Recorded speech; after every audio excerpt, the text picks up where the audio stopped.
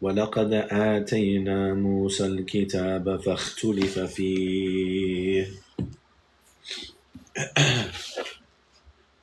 ولولا كلمة سبقت من ربك لقضي بينهم وإنهم لفي شك منه مريب وإن كلا لما ليوفينهم ربك أعمالهم إنه بما تعملون خبير فاستقم كما أمرت ومن تاب معك ولا تطغوا إنه بما تعملون بصير. Alhamdulillah, I'm good. How about you? Good? نور وعليكم السلام. نور قد جاءكم من الله نور وكتاب مبين. I was trying to remember if I was saying it right. The ayat. قد جاءكم من الله نور وكتاب مبين. Yeah, I think that's it. قد جاءكم من الله نور. Alhamdulillah, thank you. Appreciate it. ولا تركنوا إلى الذين ظلموا No, I'm good. فتمسكم النار وما لكم من دون الله من أولياء ثم لا تنصرون. Yeah, yes I did. وعليكم السلام. وأقم الصلاة طرفي النهار وزلفا من الليل إن الحسنات يذهبن السيئات ذلك ذكرى للذاكرين واصبر فإن الله لا يضيع أجر المحسنين. Nah, I'm good, bro. I got work to do here. فلولا كان من القرون من قبلكم أولو بقية ينهون عن الفساد في الأرض إلا قليلا ممن أنجينا منهم واتبع الذين ظلموا ما أترفوا فيه وكانوا مجرمين. Yeah, everything has a price. Thank you, Noor. Thank you. See, that's why I said قد جاءكم من الله نور وما كان ربك ليهلك القرى بظلم وأهلها مصلحون ولو شاء ربك لجعل الناس أمة واحدة ولا يزالون مختلفين. Al-Bayhaqi, inshallah, we're going to have a class, so that's why we're not bringing anyone up. I just start off the class with reciting until everyone joins. So please join. You're welcome to join. إلا من رحم ربك ولذلك خلقهم وتمت كلمة ربك لأملأن جهنم من الجنة والناس أجمعين وكلا نقص عليك من أنباء الرسل ما نثبت به فؤادك وجاءك في هذه الحق وموعظة وذكرى للمؤمنين وقل للذين لا يؤمنون اعملوا على مكانتكم إنا عاملون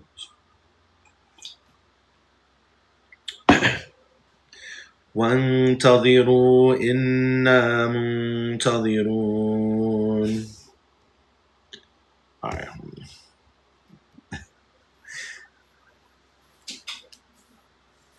وعليكم السلام. ولله غيب السماوات والأرض وإليه يرجع الأمر كله فاعبده وتوكل عليه وما ربك بغافل عما تعملون بسم الله الرحمن الرحيم ألف لام را تلك آيات الكتاب المبين إنا أنزلناه قرآنا عربيا لعلكم تعقلون نحن نقص عليك أحسن القصص بما أوحينا إليك هذا القرآن وإن كنت من قبله لمن الغافلين إذ قال يوسف لأبيه يا أبت إني رأيت 11 كوكبا تسمية وعليكم السلام 11 كوكبا والشمس والقمر رأيتهم لي ساجدين قال يا بني لا تقصص رؤياك على إخوتك فيكيدوا لك كيدا إن الشيطان للإنسان عدو مبين وكذلك يجتبيك ربك ويعلمك من تأويل الأحاديث ويتم نعمته عليك وعلى آل يعقوب كما أتمها على أبويك من قبل إبراهيم وإسحاق إن ربك عليم حكيم لقد كان في يوسف وإخوته آيات للسائلين وعليكم السلام Izzy. Inshallah, we'll go ahead and start our Qur'an discussion, inshallah. Our qira'a ruhiyya, our spiritual reading. I like that term. I don't know why that term just has a certain ring to me. Qira'a ruhiyya. Wa alaikum salam. We'll start our spiritual reading. So, what I want to talk about tonight, or at least start to talk about, there's two very interesting verses that I want to start discussing a little bit. We'll do some of it tonight. It'll probably take us a couple days, maybe 2-3 days. If I continue it for 2-3 days, because I sometimes say that and then I change my mind, just because I know sometimes people join the next day that weren't there the first day. But then, that's why I try to review. But sometimes I go back and forth with having a new topic versus a continuing topic. But sometimes it's just certain verses that we want to unpack that it just takes more than one day to do. It's not easy to unpack everything in one sitting, right? In one qira'a ruhiyya, in one spiritual reading, right? I was trying to fix my book. So these two verses, there's so much to unpack with both of them. So these are two verses in the Qur'an that on the surface, what a lot of, how people feel about them when they read them is that they are giving us the times of the prayers, like the times of the salah, right? And of course, not saying that couldn't be part of the meaning of it, right? But the reason I say on the surface they seem like that is because when you start digging into some of the meanings of the specific words, it's hard to pin down exactly what these words mean. Okay, so I'll give you the two verses and then we'll start with the first one that we're going to look at today. So the two verses is 11:114 and 17. So 11:114 and 17. Where's that verse at? 1778. So 11:114 and 1778. So these are two verses that list time periods related to salah. That's how I'll phrase it. Time periods related to salah. So we want to just think about, like, what do these time periods, what do we learn from them? Okay? Now it'll become clear why I'm asking that question. You know, what can we learn from these time periods being mentioned? These time periods being mentioned. Because somebody would say, well, that's obvious, right? It's the times that you pray. But the reason I say perhaps there's some deeper lessons here, salam, is because once we read these verses and start to study them and talk about them, then you'll kind of see what I'm saying. So the first verse, 11:114. Hey, you know the AI gives you little prompts, right? Now for your audience and things that they want you to say. I've never followed one of those prompts because it's never anything that I actually want to say. But the thing that they just said right now was so funny. It prompted me to say, yes, I'm an American. I learned Arabic overseas. Why did it just want me to lie like that? Oh man, subhanAllah. So anyway, 11:114. Hey Hannah. Hannah's here. Hi Hannah. Good to see you. Salam. What's going on? So 11:114, he says, وَأَقِمِ الصَّلَاةَ طَرَفَيِ النَّهَارِ وَزُلَفًا مِنَ اللَّيْلِ إِنَّ الْحَسَنَاتِ يُذْهِبْنَ السَّيِّئَاتِ ذَلِكَ ذِكْرَى لِلذَّاكِرِينَ. He says, and establish the salah, طَرَفَيِ النَّهَارِ, the two ends of the day. So I'm going to translate it as literally as I can, and then we're going to talk about, inshallah, then we're going to talk about some of the meanings of the words, right? And we're going to talk about why I personally believe that perhaps there's something deeper being said here than just telling us just these times, right? Or just do the salah at these times. There's a deeper overall lesson why it's in these contexts. And I'm going to show you why I'm saying that, because when we dig into it and start to try to like see how do we interpret it, that's when it becomes a little bit like confusing. And I'll explain as we go. So I'm going to try to translate it the first time I'm just going to read both of them first, and then we're going to come back to this one, and we're going to start unpacking it a little bit at a time. So when I read them, I'm just going to, as best I can, just translate it literally as I can, and then we'll come back. So he says, وَأَقِمِ الصَّلَاةَ طَرَفَيِ النَّهَارِ, right?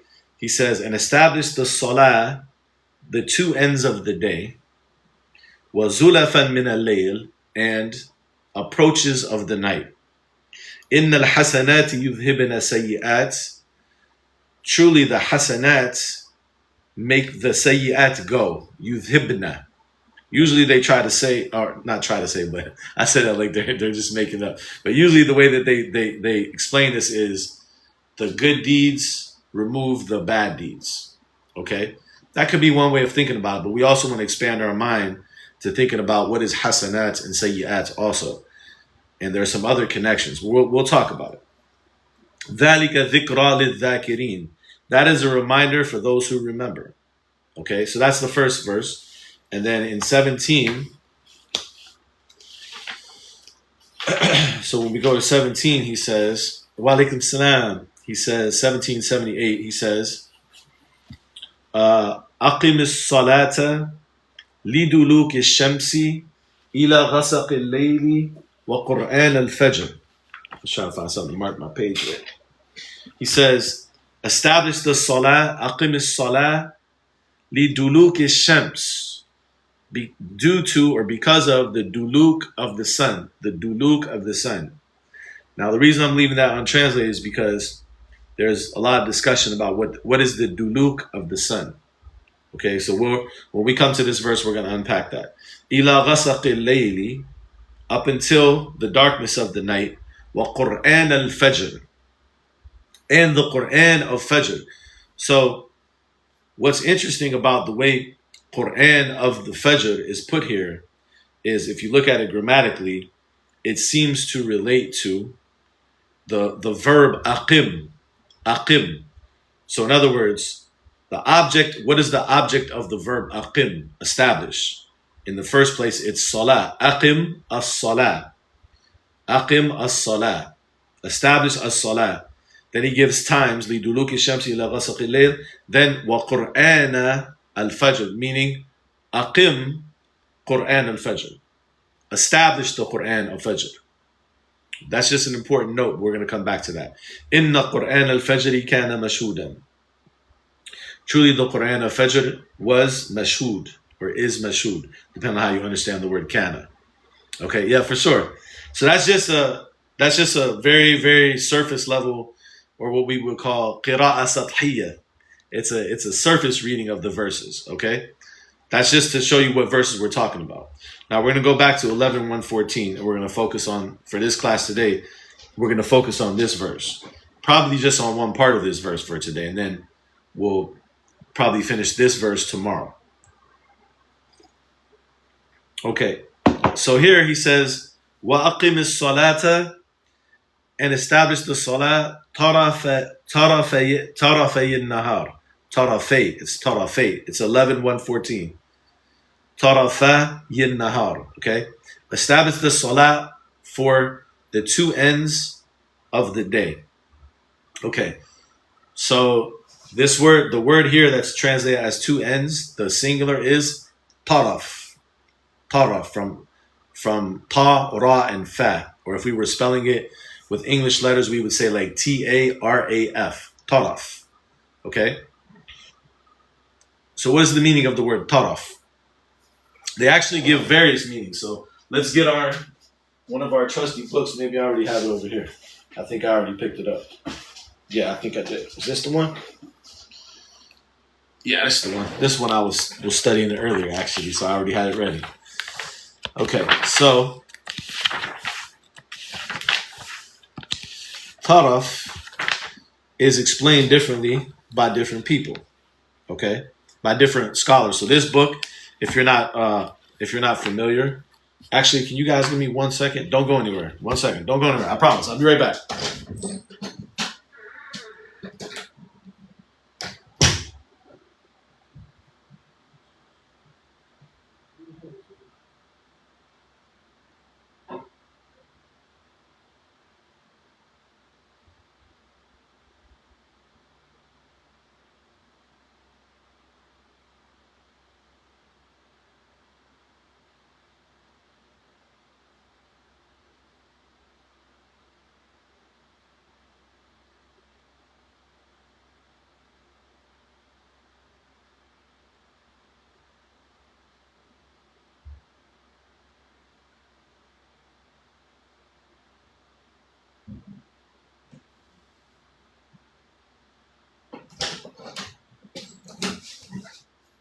Sorry guys.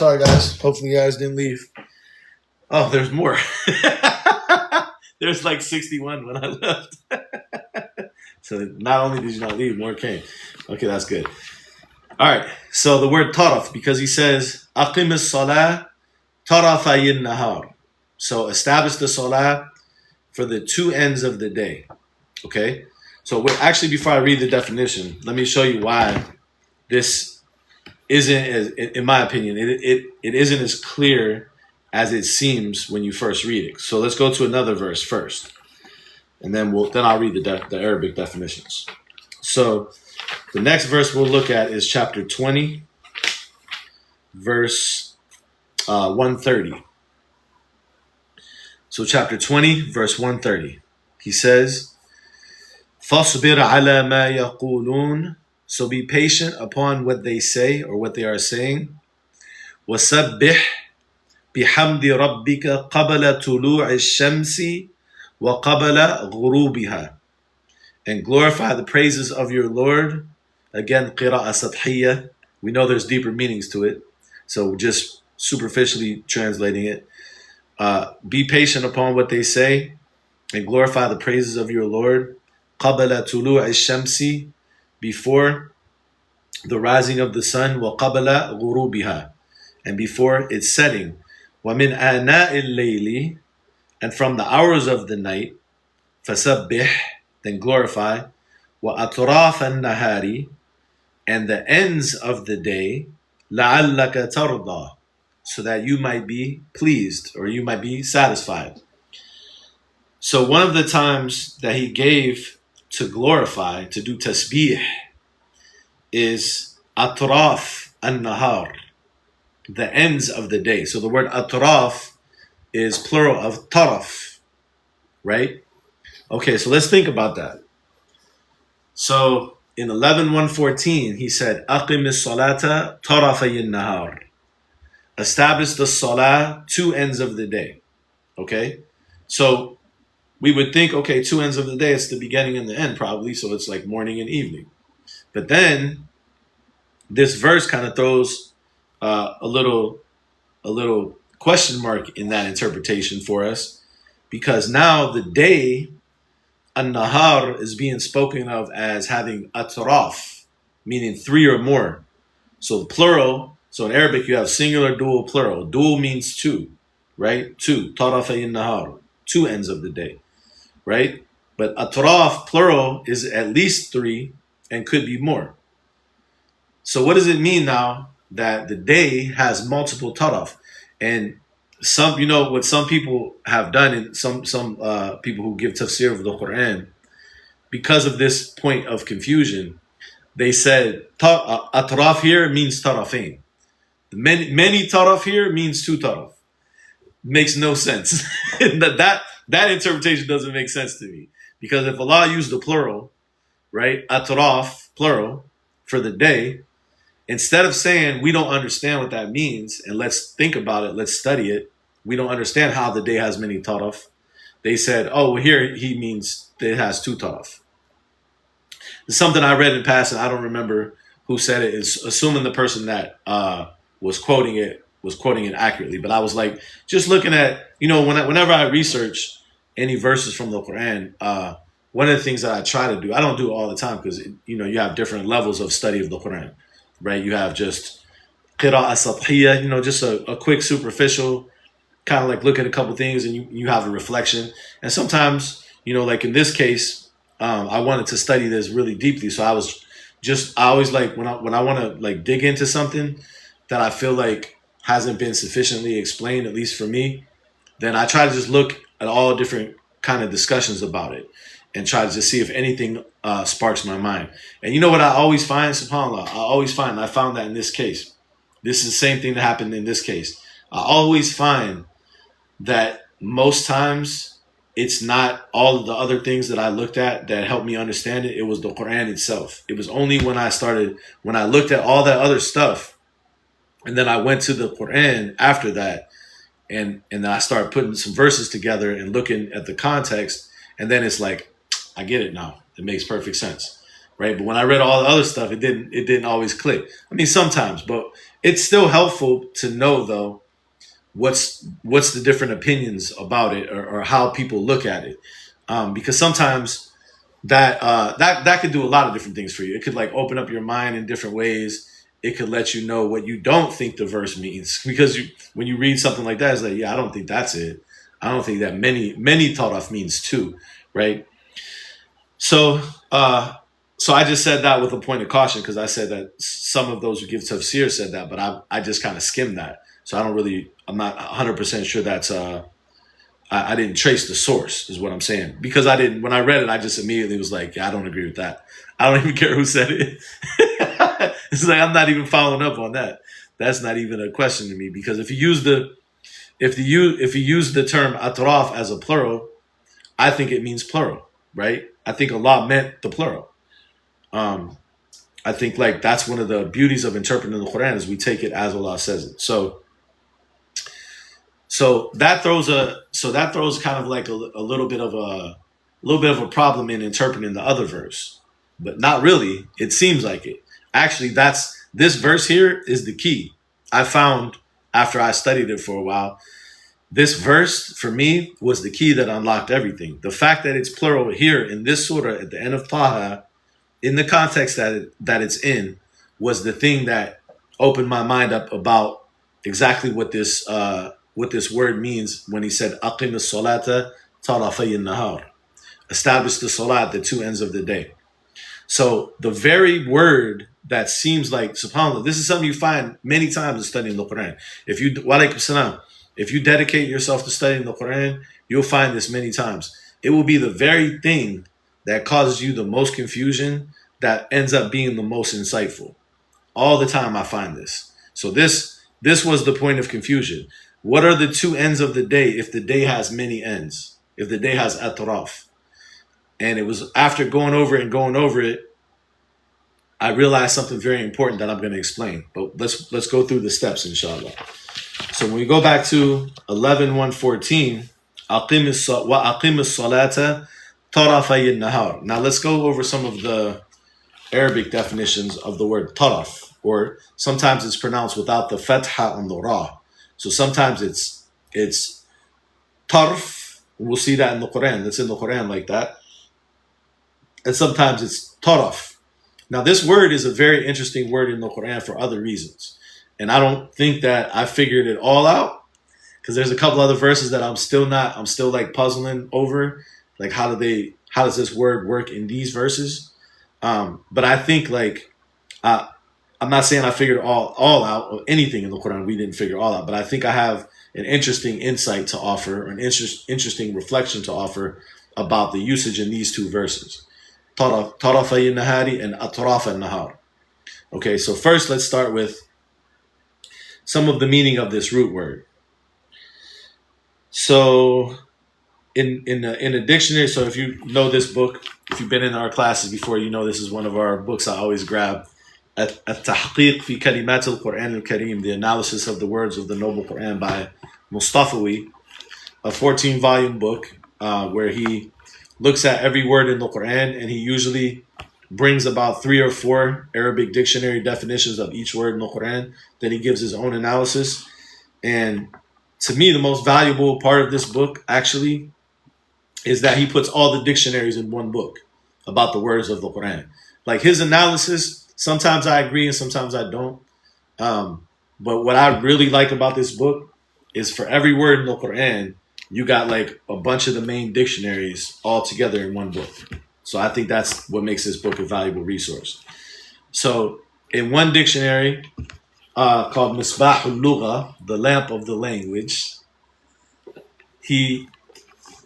this word taraf is defined as, so if you say, for example, taraf al-basaru, if you talk about the sight or the vision, and you use the word tarafa as a verb, tarafa al-basaru, the name of the book is At-Tahqiq fi Kalimat al-Qur'an al-Kareem. The analysis of, not really analysis, tahqiq, there's probably a better translation for that. It's like, there's a better translation, but for now, the analysis of the words of the Noble Qur'an. So, taraf al-basaru, so if you use this word tarafa as a verb relating to the eyesight, yeah, maybe investigation, something like that's a better word, or research, yeah. It's hard to translate because you're, from haqqa, you're actualizing the meanings, the tahqiq of it, you know? You're actualizing the meanings. Like Allah says, yuhiqqul haqqa. See this word tahqiq, from the Quran, if you understand it from the Quran, it's used in the Quran of the verb form of it, not the noun form, the verb form. Because he says, yuhiqqu al-haqqa. Yuhiqqu is the verb form of tahqiq. Yuhiqqu al-haqq bi kalimatihi. Like he actualizes the truth with his words. So tahqiq is more like actualizing the reality of something, perhaps, right? So by this book, he's trying to like actualize the reality of the meanings of the Quranic words. So taraf al-basaru, he says, if you use this word in Misbah al-Lugha, maybe manifesting, bringing about the reality of, something like that. Yeah, it's hard to translate. It's hard to translate exactly. But this word tarafa, when used as a verb connected with al-basar, connected with the vision. So in Misbah al-Lugha, this dictionary says taraf al-basaru means taharraka.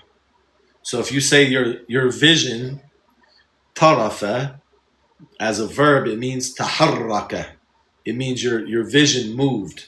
So like if you do like this and you look like over there, perhaps something like that, taharraka. So okay. So he says, wa tarful ayn, and the tarf of the eye is navaruha. is it's looking and it's vision. So when your eye glance, that's why sometimes they translate tarf without the fatha as a glance. Tarful ayn is a glance, right? And then he says, let's see. So if we go also to Ibn Faris in Maqais al-Lugha, Ibn Faris says tarafa aslan. He thinks that it actually has two fundamental meanings. فَالْأَوَّلُ يَدُلُّ عَلَى حَدِّ الشَّيْءِ وَحَرْفِهِ. He said that the first meaning is that it indicates عَلَى حَدِّ الشَّيْءِ وَحَرْفِهِ, that it indicates the limit of something and its edge. The limit of something and the edge of something. So both kind of similar, because the edge is the limit, right? So the utmost limit of something or the edge of something. وَالثَّانِي, the second meaning, يَدُلُّ عَلَى حَرَكَةٍ. The second meaning indicates a type of movement. فِي بَعْضِ الْأَطْرَافِ. In some of the atraf, the extremities. See how we use the word atraf in Arabic, like the extremities. Right? So he goes on to say, let me skim down, because he has a long discussion about both of those. I don't want to read all of it, but I just want to get the important points. He says, فَالطَّرْفُ هو فالطرف وهو تحريك الجفون في النظر. هو تحريك الجفون في النظر. It's like blinking the eyes or moving the eyelids, like literally moving the eyelids when looking at something. تحريك الجفون في النظر. Moving the eyelids when looking at something. Okay, so it combines meanings of like of glancing at something, of movement, of the limits of something, meanings like that, right? He said, ثُمَّ يُسَمُّونَ الْعَيْنِ. Then from that meaning, they would start calling the eye itself, metaphorically, a tarf. Okay? So they would start calling the eye tarf, metaphorically from its usage as meaning the movement of the eyelids in looking at something. Another meaning is, from another dictionary, is tarful ayn, the tarf of the eye, وهو امتداد لحظها حيث أدرك. Okay, so tarful ayn is, another meaning is imtidad lahdiha.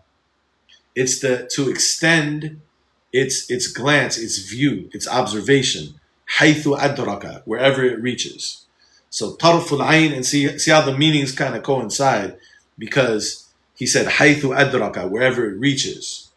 So that coincides with the meaning of it being like a limit. So tarf, like glancing to a limited point, or wherever it reaches. So those are some of the Arabic meanings of the word tarf. Okay, so you see why that's really, subhanAllah, really interesting to think about this in reference to these two verses. وَأَقِمِ الصَّلَاةَ وَأَقِمِ الصَّلَاةَ. Yeah, like the farthest point, exactly. وَأَقِمِ الصَّلَاةَ طَرَفَيِ النَّهَارِ. Right? Establish the salah, the two ends of the day, the two taraf. And then the other verse, وَأَطْرَافَ النَّهَارِ فَسَبِّحْ وَأَطْرَافَ النَّهَارِ. So glorifying concerning the atraf, or in relationship or within the atraf, the many different atraf of the day. The many different edges, you could maybe translate it like that, but I have a different, inshallah, I have a different explanation. أَوَلَمْ يَرَوْا أَنَّ نَأْتِي الْأَرْضَ نَنْقُصُهَا مِنْ أَطْرَافِهَا. Yes, Nur.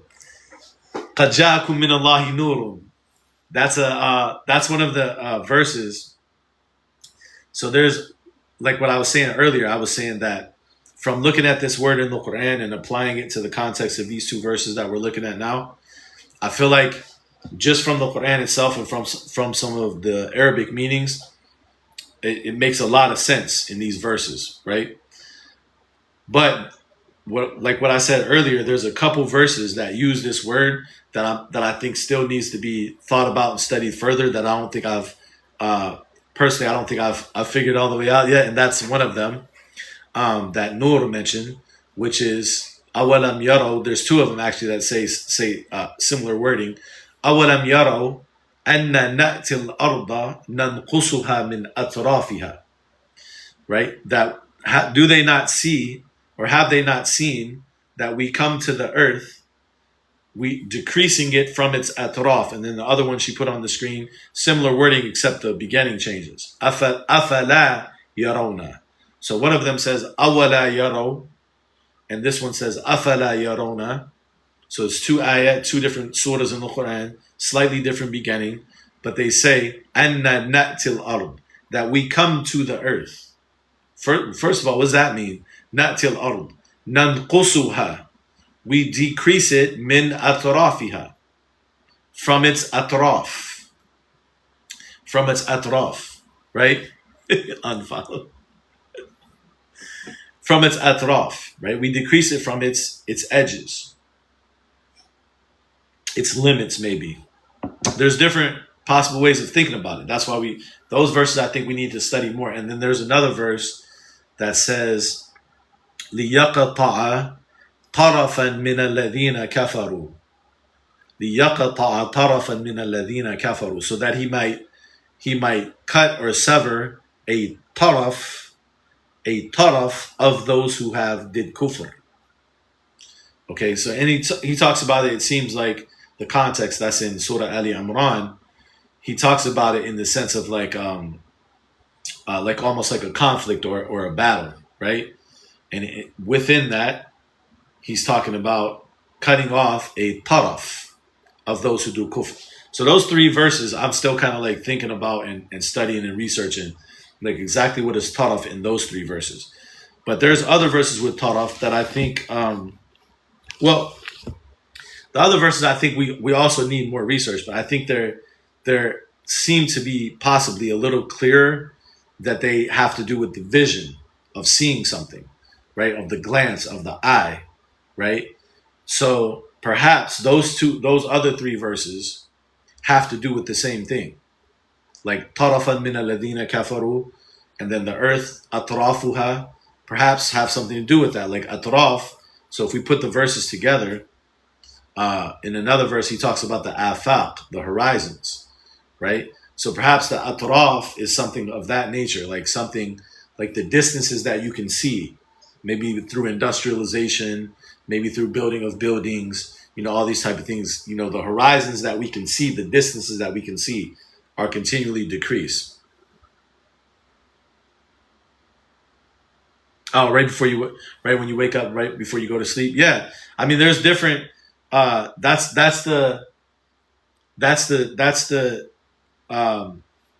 struggle with interpreting this verse. وَأَقِمِ الصَّلَاةَ طَرَفَيِ النَّهَارِ, and establish the salat, the two ends of the day. The struggle for interpreting this verse is like when you look at the different ways that taraf has been explained, right? So if you go to like books of tafsir, for example, right, and you look at the different ways that taraf is explained, like what is the two taraf of the day, you find many different opinions. Like, for example, one of the books that I reviewed when I was researching this was Qurtubi's tafsir. So Qurtubi, if you're not familiar, he's one of the like classical tafsir books that's people consider to be reliable. So Qurtubi, when I went to his tafsir to see the explanation of what are the two taraf of the day, there's many different opinions. Ibn Abbas said something, Mujahid said something, a bunch of different people gave different opinions, right, about what it means. So the question then becomes, what value, walaikum salam, does this verse represent to us? So that's the angle that I want to look at it from. What value does this verse represent to us if no one knows what this means? If everyone has different opinions about what these times actually are, right? So then the next maybe objection to that would be, well, the Prophet, explained the times. Okay, even if that's the case, what's the point of the verse then? If the verse isn't clear, what was the point of giving us the times in the verse then? You see what I'm saying? So to me, I feel like it has to be telling us something. I believe the verse has to be telling us something that is applicable to our lives. Like that's something that we can learn from the verse itself and apply it to our lives. That's directly related to these words, tarafa nahar. And how do we apply that if everyone, when you look up the tafsir, everyone has different opinions on what that even means? So how do we even apply that verse then? Right? So I think one of the ways to answer that question is to look at this word from a Quranic perspective and to look at the context and to see, if we can think of or come up with from all of that a reasonable interpretation based on the context. So let's look at that a little bit. And let's see how we can look at this verse as being something that's practical. By the way, I want to add this point too. Not everyone. Okay, so like Qurtubi, I meant to add this when I looked up Qurtubi's tafsir. So in Qurtubi's tafsir of this, I think Mustafawi says something like this too. Let me look this up real quick. In Qurtubi's tafsir of this, when he gave all these different opinions, he also mentioned within that, he said, وَقَالَ شُيُوخُ الصُّوفِيَّةِ. He said that the scholars of the Sufiya, the scholars of the Sufis say that this verse, the al-murad min al-ayah, what's intended from the verse, is istighraqul awqat fil ibadah, or something like that, is to absorb all of your time in worship. So Qurtubi relates this in his tafsir, that the scholars of the Sufiya interpreted it like that it wasn't meant to be, the verse wasn't meant to give you like specific times, right? Like in a rigid way, like you have to know exactly this time, right? Rather, it's a general idea of like absorbing yourself throughout your day in the worship of Allah. That's another opinion. Now, even though Qurtubi relates this in his tafsir, he then goes on to quote Ibn al-Arabi to say, وَهَذَا ضَعِيف. He said, this is weak. This is a weak opinion. I don't know if he meant it's a weak narration or weak opinion. I think he meant weak opinion, if I had to guess. But I don't agree personally that it's weak, that it's a weak perspective. Because the reason I don't agree is because it makes me wonder why the scholars of the Sufiya felt that they needed to interpret it in a different way than just meaning like rigid times. It's probably because, if I had to guess, it's probably because no one agrees what the times actually are. So when you look at the verse, if no one agrees what the times actually are, then how the heck do we apply the verse? Unless we say like, oh, well, it was explained elsewhere, then we might as well not even have the verse then. What do we have the verse for? If we can't learn something specific from the verse itself, right? So I believe we can learn something specific from the verse itself. I believe it fits with the general message of the Qur'an, and it fits with the context that it's in, and we're gonna look at that inshallah. But also Mustafawi, he had a different interpretation too of that verse. So I thought that was kind of interesting. Let me see if I can find his interpretation real quick. So I thought that was interesting that when you look at different people trying to puzzle like over this verse, not everyone comes to the same conclusions. And I think that's important to remember, because the way that we're taught the Quran oftentimes is like, it's like the tafsir, or the explanation of the Quran is just like this monolithic science where it's just all one thing, right? Where there's just this one right meaning, right? But when you start to dig into it, you see like, no, different people took different approaches to interpreting certain verses like this verse. So he says, let me see.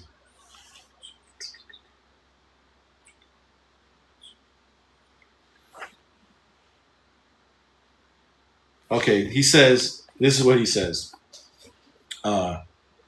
Al-Mustafawi. And this is like what the scholars of the Sufiya said that Qurtubi relates. I don't know who he was referring to because he didn't mention their names, but he just said Shuyukh Sufiya. That's all he said, right? So my personal explanation of this or reflection on this verse isn't exactly what they said or exactly what Mustafawi said. It's different, but I'm just giving you these other plausible explanations just to say there are other people who think differently about it. It's not all just uniform. So Mustafawi says, والمراد من إقامة الصلاة إقامة التحية والتعظيم والدعاء والتوجه إلى الله تعالى. He says, and what's intended by the establishment of the salah, meaning in this verse, because he's commenting on this verse, is إقامة التحية والتعظيم والدعاء والتوجه إلى الله تعالى, is the establishment of a tahiyya and a ta'zim, of magnification and glorification of Allah, what du'a, and calling upon Allah, supplication, what tawajjuh, and directing oneself ila Allah ta'ala, to Allah the Most High. وَهَذَا أَعَمُّ, he continues, he says, وَهَذَا أَعَمُّ مِنَ الصَّلَاةِ الشَّرْعِيَّةِ الْمَفْرُوضَةِ. He says, I just was reading the rest of his explanation. He says, and this is more general, وَهَذَا أَعَمُّ, and this is more general, مِنَ الصَّلَاةِ الشَّرْعِيَّةِ الْمَفْرُوضَةِ, than the legislated obligatory salat. Okay?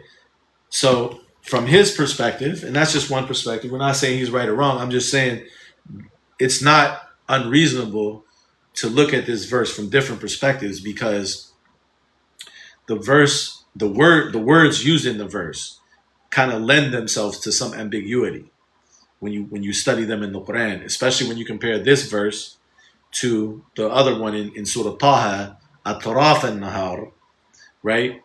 That there's many taraf, at least 3 or more of the day, right? So it just shows that different, we're not the only ones to look at this and say, what exactly does that mean? It's not as clear as people make it to be. Okay, so let's look at some of the verses in the Quran with this word. 2740, I think, is a good one to start with. 2740.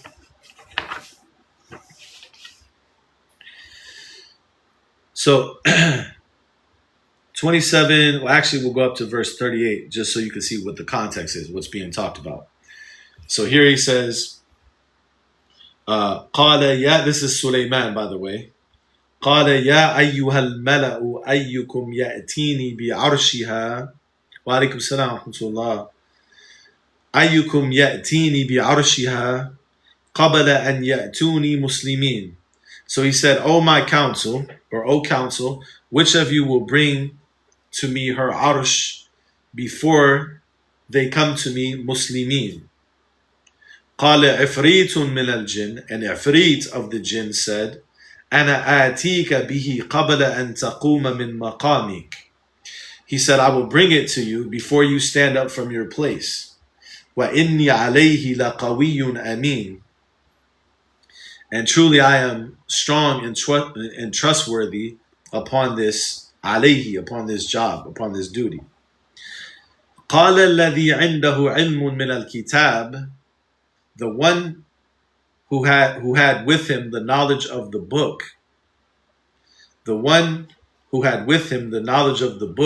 said, أنا آتيك به, I will bring it to you, قبل أن يرتد إليك طرفك.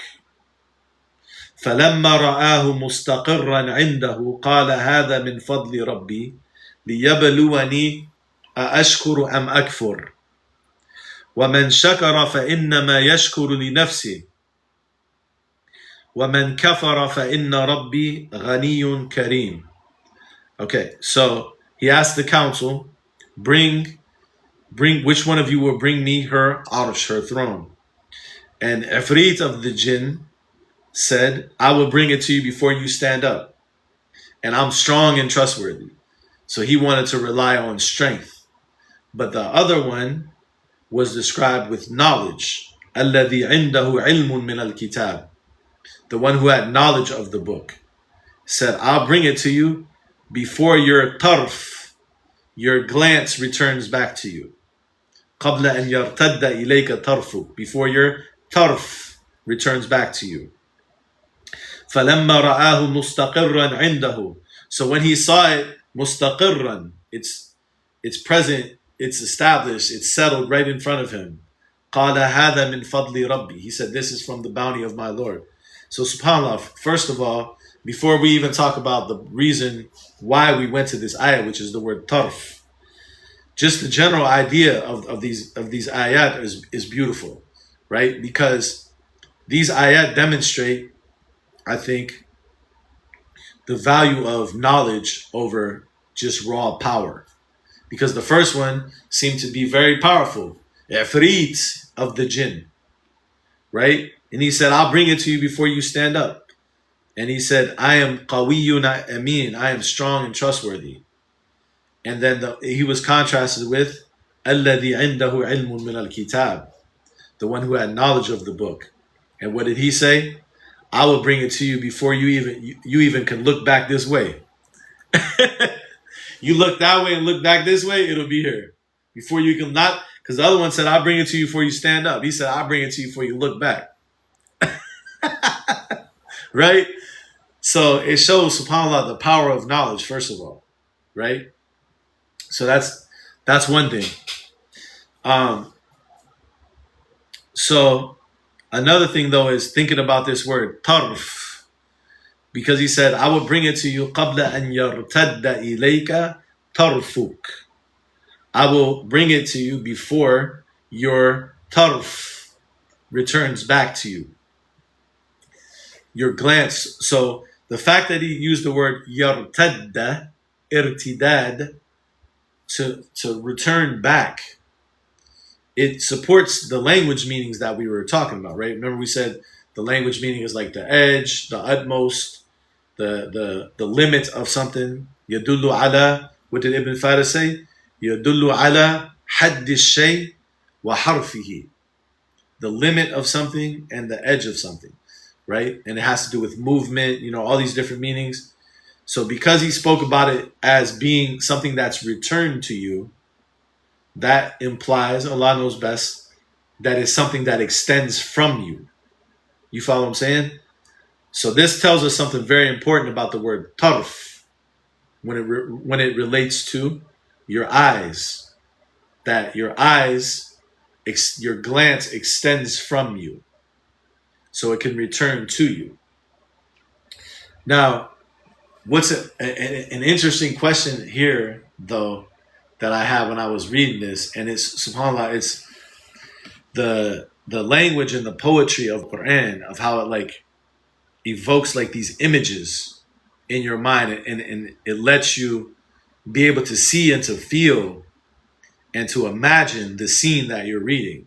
Because when I was reading this, I was thinking, or when I was studying this earlier, I was thinking, and these are verses I probably read hundreds of times over the course of my life, but I never really pondered the scene from an imagination standpoint, because I wasn't studying the exact words. I was just reading through it. But when I start studying tarf, and I was thinking, he said, your glance returns to you. So in my mind, I'm picturing Sulaiman. He's in the council. Your glance returns to you. So you're looking somewhere else. He's in the council. And I start thinking, where's Sulaiman looking? Where was he looking at? What did he mean your glance returns to you? Right? So I start thinking, subhanAllah, maybe one way of thinking about that, because the woman who was ruling Saba, and the reason I phrase it like that is because in verse 23, she's described as inni wajadtu imra'atan tamlikuhum. I found a woman ruling them. Tamlikuhum.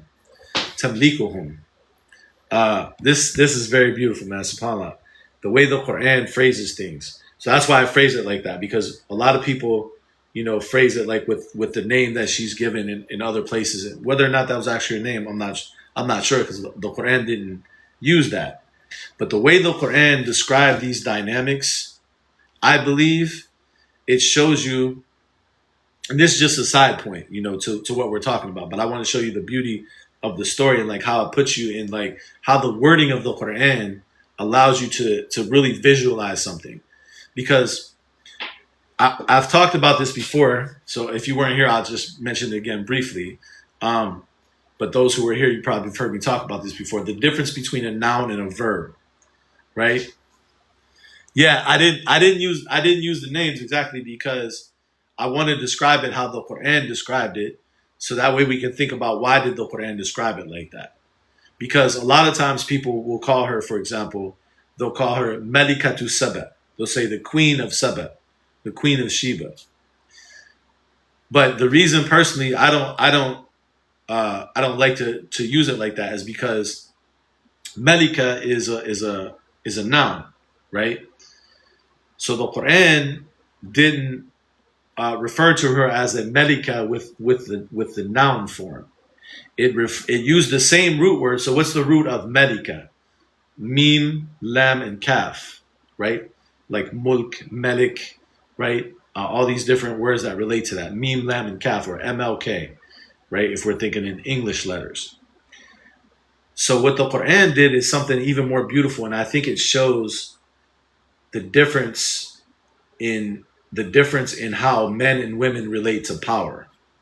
I think this is beautiful. It's amazing. To me, it's really amazing because the the way the Quran described her is with a verb, right? Tamlikuhum, tamlikuhum, a present tense verb. It's the same verb. It's the same root word as the word melik or melika, which we would translate as queen or king.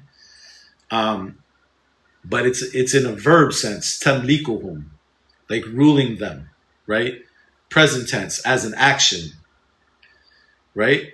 So what's the beauty in that? To me, what the beauty in that is so what's the difference between a noun and a verb? Before I say that, so a noun, like philosophically, I mean, like philosophically, when we study the Quran, what does a noun tell us versus what does a verb tell us? So a noun is an established quality. It's an established, like consistent quality, and a verb is an action that takes place in a certain time. Yeah, you can think of it like definite versus indefinite. Similar. Yeah, exactly. Like a noun indicates like this is a permanent quality. A verb indicates it's not a permanent quality. It's an action that takes place in connection with certain time periods. Okay? You must have a good teacher. You must have a good teacher, Nur. قَدْ جَاءَكُم مِّنَ اللَّهِ نُور. Yeah, so okay. So I'll give you an example of what I mean. I just use a different example. So if I say, for example, I am writing, that means I am currently writing. Or I wrote, it means I wrote in the past. Or I will write, means I will write in the future. All those are verbs. And those are connected with actions that are connected with time periods. You know, I wrote in the past, I'm writing now, I will write in the future. Right? But that doesn't mean, that's not the same as saying I am a writer. If I say I'm a writer as a noun, I don't have to be writing right now. That means that's a part of who I am. I'm a writer. So I don't even have to be writing at this moment. I may never write again. I still could say I'm a writer if that was my profession, right? As a noun, or if that's something I did, right? If that's a permanent quality of me. It's like a title, exactly. Salam. This is, subhanAllah, this is a very, in my opinion, this is a very important key. This is one of those, you know, I say this all the time, that I don't, just like in our classes, to give us, to talk about conclusions, like to just say, well, this means this or this means that. I like to give like tools of like understanding the Quran deeper that like you can use on your own. This is a very good tool. If you can notice when Allah uses a noun and when he uses a verb, that's going to be a good indication of like some of the philosophical meanings behind what's being said. In Arabic, they say al-ismu yadullu ala thubut wal fi'lu. I think they're going to make me do a puzzle. Hold on. He says they say al-ismu yadullu ala thubut, that the noun indicates thubut, for something to be firmly established, and the verb wal fi'lu, the verb yadullu ala al huduth. I appreciate that, Nikki. Thank you. it indicates huduth, meaning something came about, right? So a verb indicates something that comes about at certain times. Absolutely. Something that comes about at certain times, whereas a noun indicates an established quality. Okay? So if Allah would have called her Melika, that would have meant that the idea of being a queen is part of like who she permanently is. But she's described with a verb, tamlikuhum, meaning, or at least this is how I interpret it, meaning it's an action that she does, but she doesn't identify with the power. That's the beauty of it to me. So I explain all that just to say that she is not someone who is, if you look at it, then if you study the rest of the story in that light, it gives you a whole different picture of her, right? And you realize that, subhanAllah, when you study like how men and women relate to power, right? And just relate to people in general, you see a very interesting difference. Not all the time, you can't necessarily generalize, but because of the way that we tend to be socialized. So it's not necessarily saying like these are like essential parts of how we do it, but just the way that we tend to be socialized. We're taught to like relate to different situations, relate to how we cooperate with others, relate to situations of power, differently, right? So perhaps that's a different dimension that the Qur'an is teaching us, is that how the feminine relates to power is not identifying with the power, but utilizing the power as an action, but still being someone who is able to bring people together. Because when you read her story, when you read the rest of what she said, so she, in the beginning, he said, Inni wajadtu mra'atan tamlikuhum. I found a woman, tamlikuhum, ruling them as an action. Like she's not identifying with the power. She's not like ego tripping with the power, right? And you can see that because subhanAllah, when you go down and read, when she got the letter from Sulaiman, she said in verse 32, look what she said. قالت يا أيها الملأ أفتوني في أمري.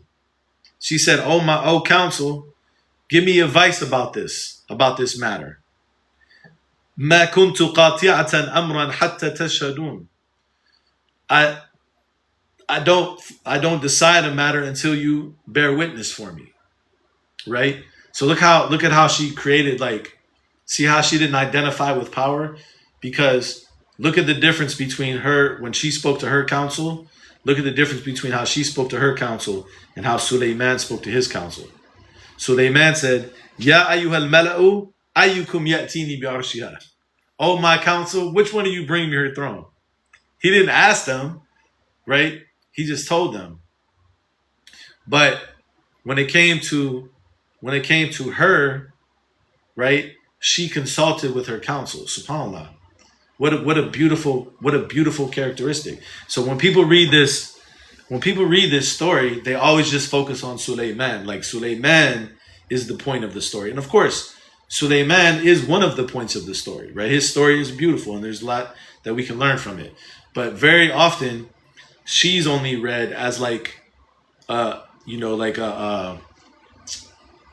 the main character, the supporting character in the story of Sulaiman. But I think like the interesting thing about the Quran is depending on what you zoom in on, any point in the story could be the main thing if you zoom in on it. So when you zoom in on her and how she interacts, you see very, very beautiful person that she's not identifying with power. She's consulting with people. And isn't that what we're told to do in the Quran? Just as proof that these are good characteristics that this is being talked about, right? That in another place in the Quran, doesn't Allah tell us about the believers? وَأَمْرُهُمْ شُورَى بَيْنَهُمْ. And they conduct their affairs by mutual consultation. They consult one another. In another place, he told the Prophet, وَشَاوِرْهُمْ فِي الْأَمْرِ. Consult them in the affair. So consulting one another, that's something the Quran teaches us. So in fact, she demonstrated the characteristics of the Quran. So how do we read over that and we don't pause to think about Allah also wants us to see beauty in her, not just Sulaiman. And then Look at their response. Look at their response, subhanAllah. She's talking to them, discussing. Look at their response. They said, قالوا نحن أولو قوة وأولو بأس شديد. They said, we got a lot of power, and we're the possessors of great warfare. Like we F something up if you want. That's all we know. Because they said, look, well amru ilayki. They said the affair belongs to you. Fanduri madha ta'murin. You look and see what you want to command.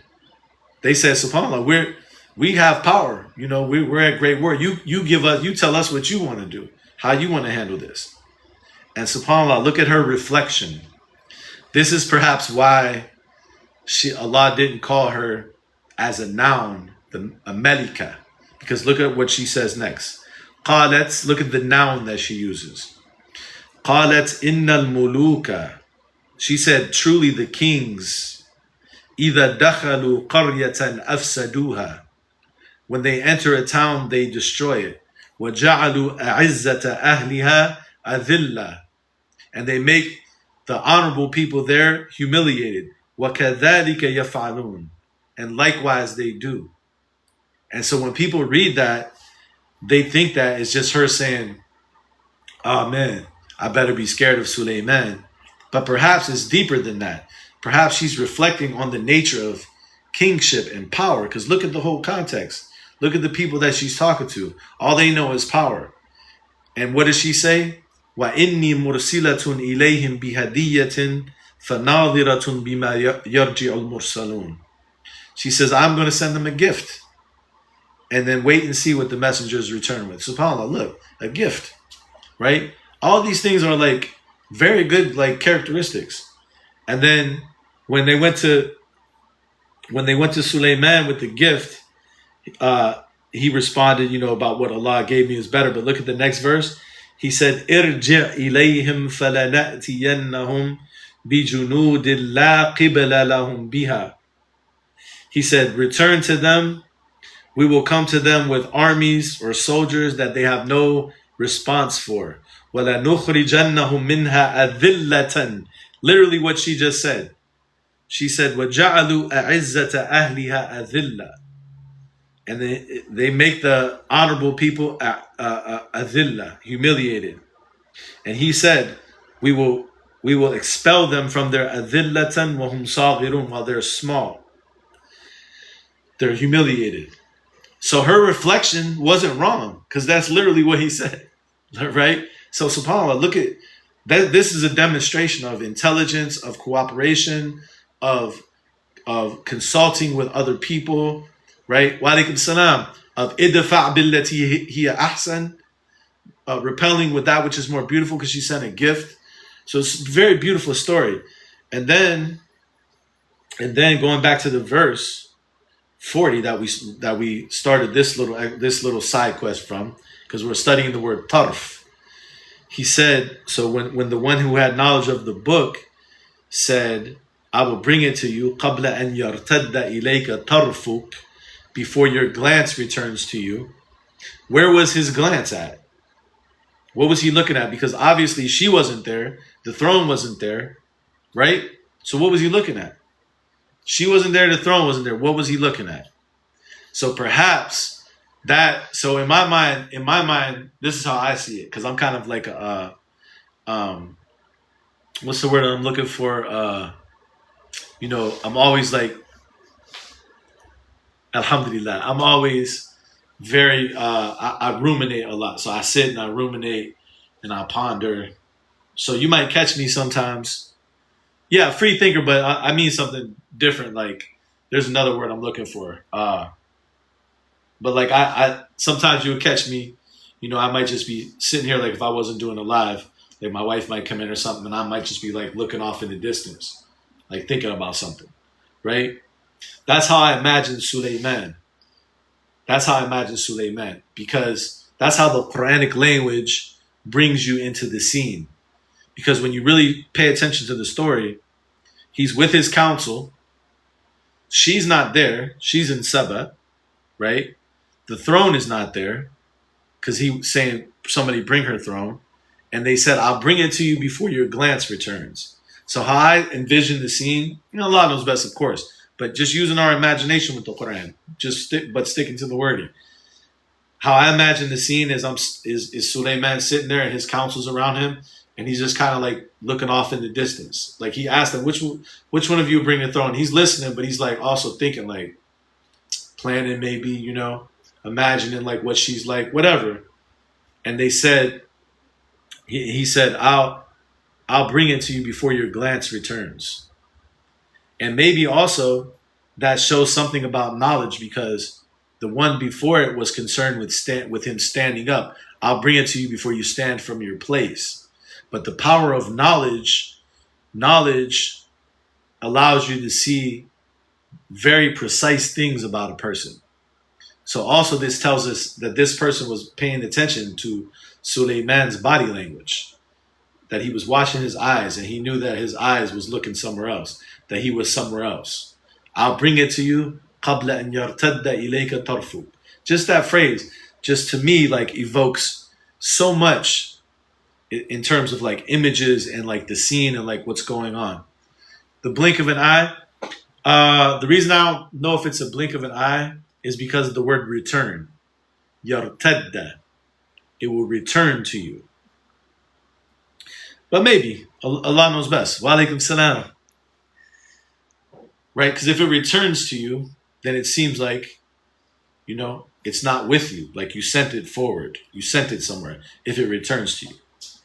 But inshallah, we're just reflecting, still studying. There could be different perspectives, right? We always say that. There could be different perspectives. We always just say, Allah knows best.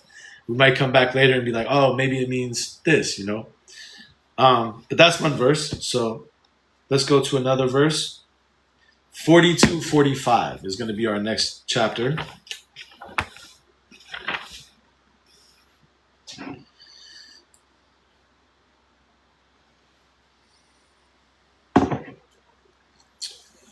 Because remember, one of the Arabic definitions too, right?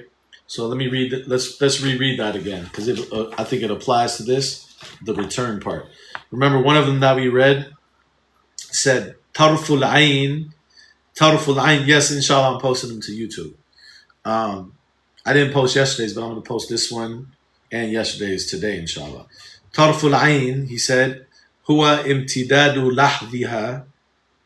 It's the extending of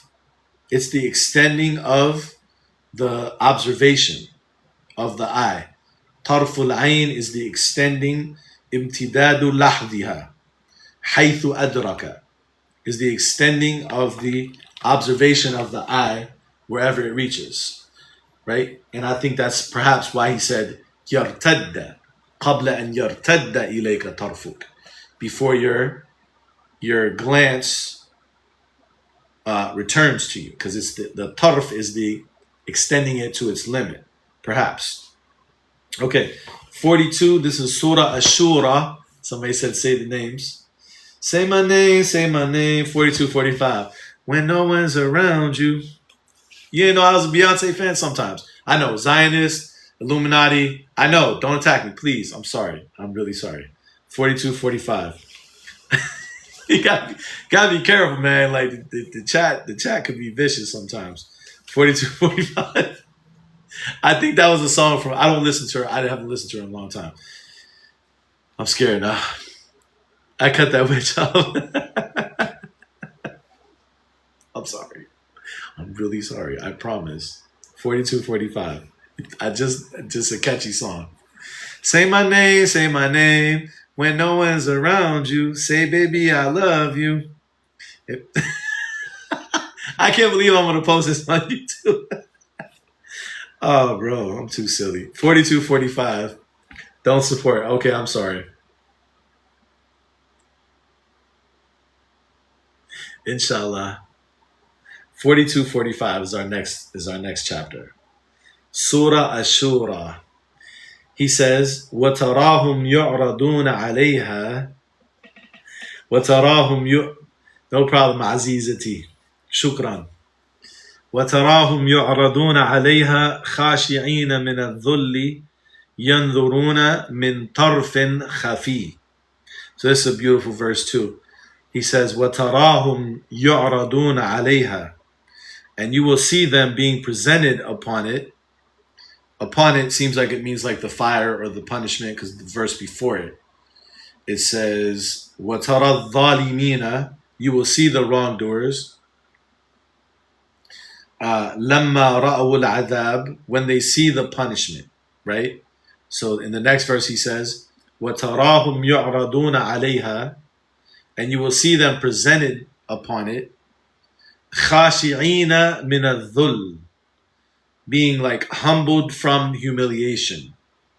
يَنْظُرُونَ مِنْ طَرْفٍ خَفِي. Okay, so this verse connects tarf, the word tarf, like directly to the word yanzuruna or nadara, meaning to, nadara doesn't just mean to look.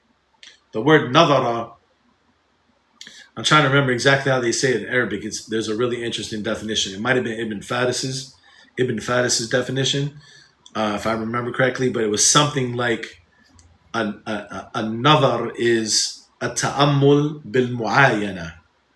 A ta'ammul bil mu'ayana, that it's to contemplate something by visually looking at it, right? So nadara is to study or to contemplate something by looking at it. So nadara is not just looking, right? Nadara is like contemplating something through looking at it, right?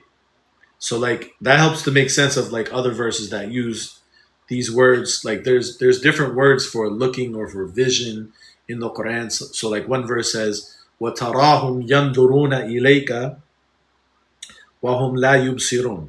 So it uses three words for vision in the same verse. وَتَرَاهُمْ, you see them, يَنْظُرُونَ, looking, إِلَيْكَ, doing nazar to you, وَهُمْ لَا يُبْصِرُونَ, but they don't truly see you. So you see them, يَنْظُرُونَ نَظَرَ, doing nazar of you, studying you visually, وَهُمْ لَا يُبْصِرُونَ, but they don't see you.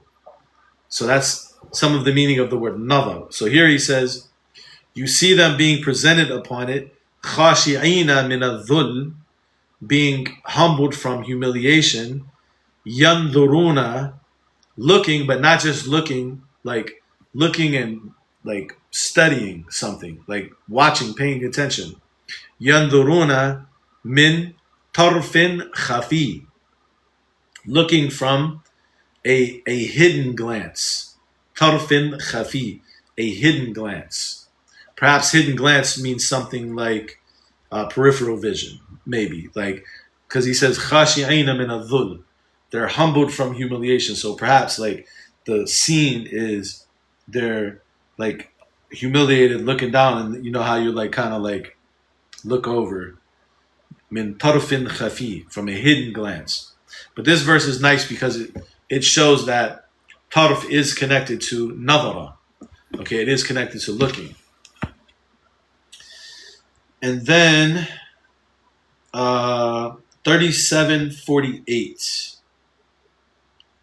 37:48 is another good verse, and there's actually a few verses with this wording. So this is Surah As-Saffat, Surah As-Saffat, 37:48.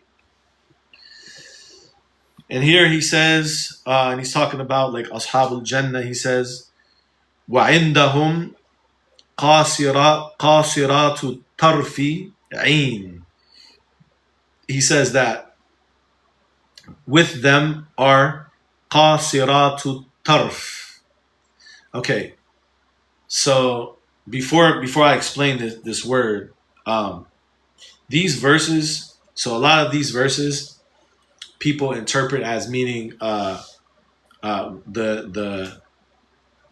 explanation that they give about hurul ain, that these are certain types of women in Jannah, and all that stuff. I personally think that hurul ain is a whole different explanation. So inshallah we can talk about that another time. But if you're interested, before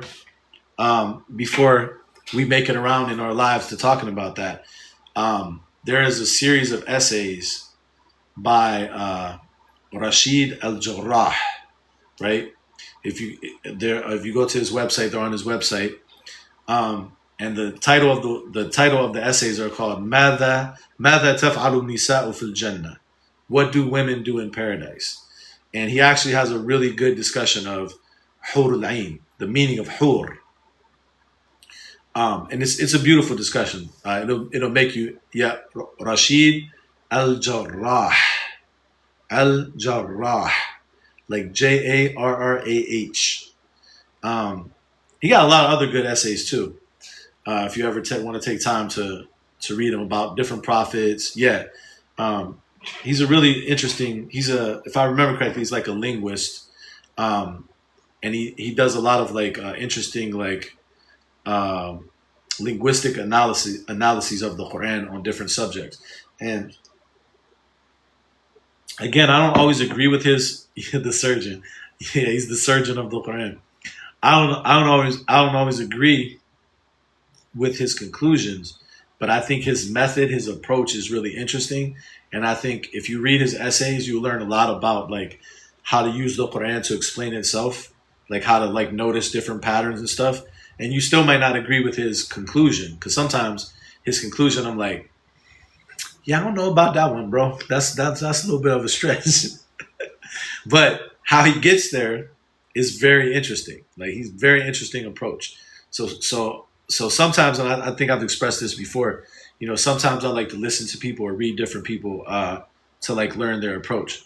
So I just wanted to say all of that before I talk about this verse, because most times when people read verses like this, and there's like 3 verses that have this same wording, قاصرات الطرف, قاصرات الطرف, right? وعندهم قاصرات الطرف, that with them are قاصرات.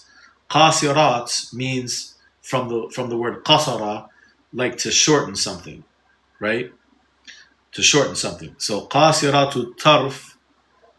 No, it's not too late, Grace. Yeah, no. Actually, we're kind of like reformulating it, and we just added new people. So if you want to email me, our new one starts tomorrow, inshallah. So email me tonight so we can get you set up. But no, it's not too late. But qasiratu tarf. Qasirat means to shorten something. So if tarf means the glance, yeah, it's perfect timing. If tarf means the glance, right? Qasirat means to shorten the glance. Shortening of the glance.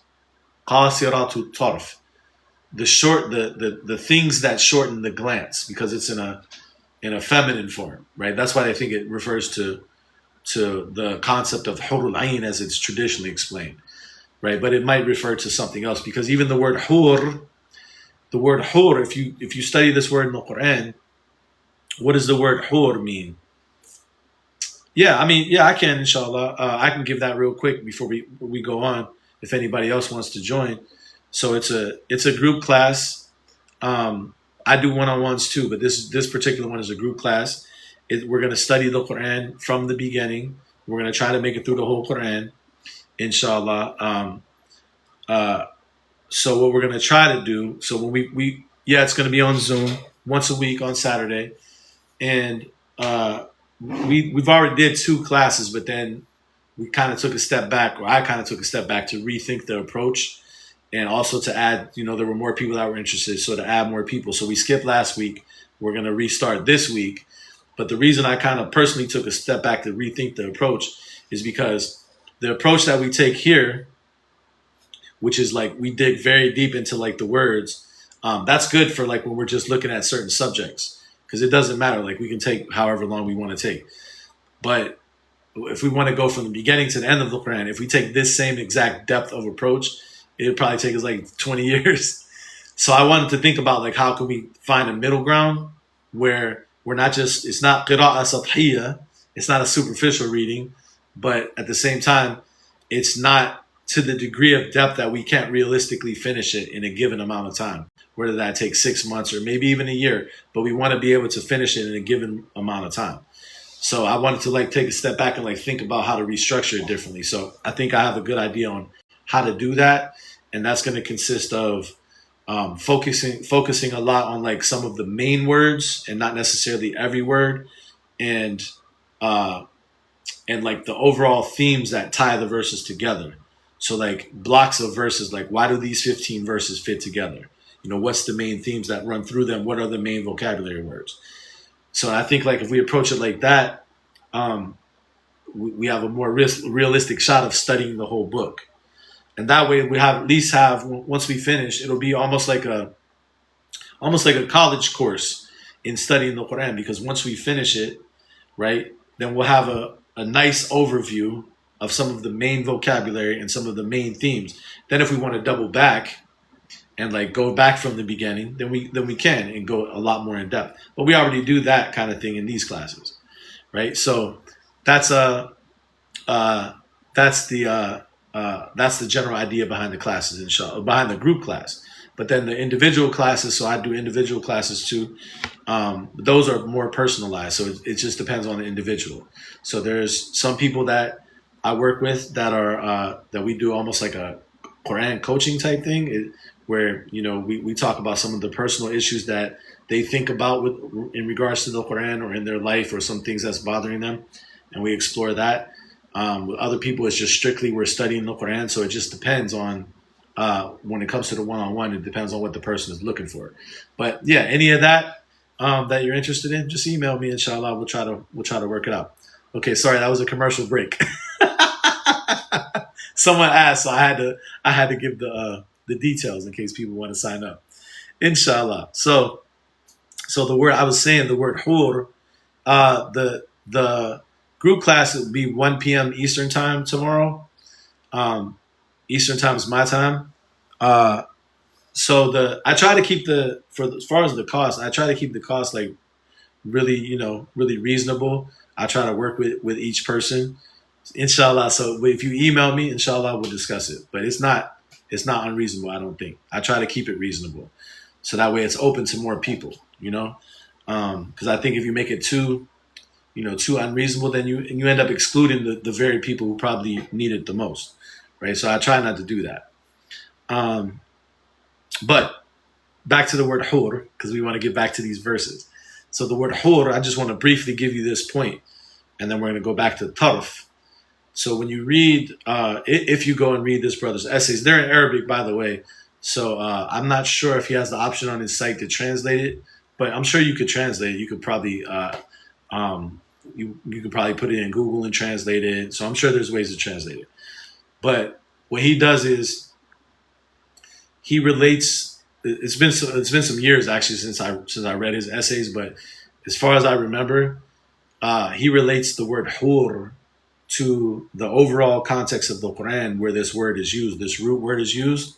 So the word hur in the Quran generally means in Arabic it means to return. The root ha wa ra, it means to return, right? So it's used, like, for example, in the Quran for dialogue, right? قَالَ لَهُ صَاحِبُهُ وَهُوَ يُحَاوِرُهُ. His companion said to him while he was dialoguing with him, يُحَاوِرُهُ, from the same root. So his opinion basically is, it might not be exactly this, but it's the general idea, is when Allah says, وَزَوَّجْنَاهُمْ بِحُورٍ عِينٍ, we join them with Hurin Ain. Hurin Ain, Hur is not a person or a woman or anything like that. Hur, bi Hurin Ain, is a process of dialogue, basically. We join them with, or a process of returning. I forget exactly how I explained it, but I remember like how he explained it and how I understood it. Because, like I said, I don't just accept people's conclusions, just outright. I think about them and I try to digest them in a way that makes sense to me.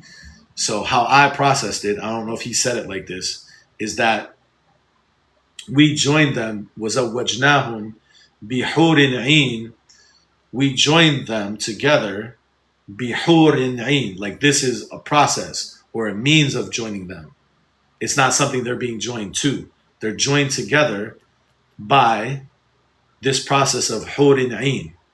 Okay? So I think that's an interesting way of thinking about it. It's different. Especially the use of the word Ain, perhaps meaning they are filled with eye. Like it's the process of being filled with eyes, because what do we do? What takes us away from the people that we love, for example, if you're in a relationship? So if you're in a relationship, sometimes looking somewhere else, right? So bihurin ain is the process of joining them where they only look at each other, right? Something of that nature. how they make it beautiful eyed women. Yeah, I don't know. But to me, and even if you don't think about it in that exact way, I think like starting from that, and there's some interesting like linguistic arguments. Um, there's some interesting linguistic argument. Why do they say like pearls? That's where his opinion comes in at. His opinion is a little bit different than what I'm giving. You can read his, inshallah. Uh, but one of the linguistic arguments that this bihurin ain isn't marrying you to a person, it's joining you by a process, is the preposition be. Be hurin ain. Okay, be hurin ain. Okay? Because the preposition be means with. And when this word zawwaja, to join either in marriage or to join something together, is used in the Qur'an, it's not used with be. So for example, in Surah Al-Ahzab, he says, Zawwajnakaha. We will join you with her. Zawwajnakaha. Right? We will join you. We will join you with her. He doesn't say Zawwajnaka biha. Okay, so from the usage of the Quran itself, when the Quran uses the term zawwaja for marriage, it seems it uses it without the preposition be. It just uses it directly to the other person. Zawwajnaka, zawwajna, we joined, ka, you, ha, her. Zawwajnaka, not zawwajnaka biha. But when it came to hur'in, he didn't say zawwajnahum huran ainan.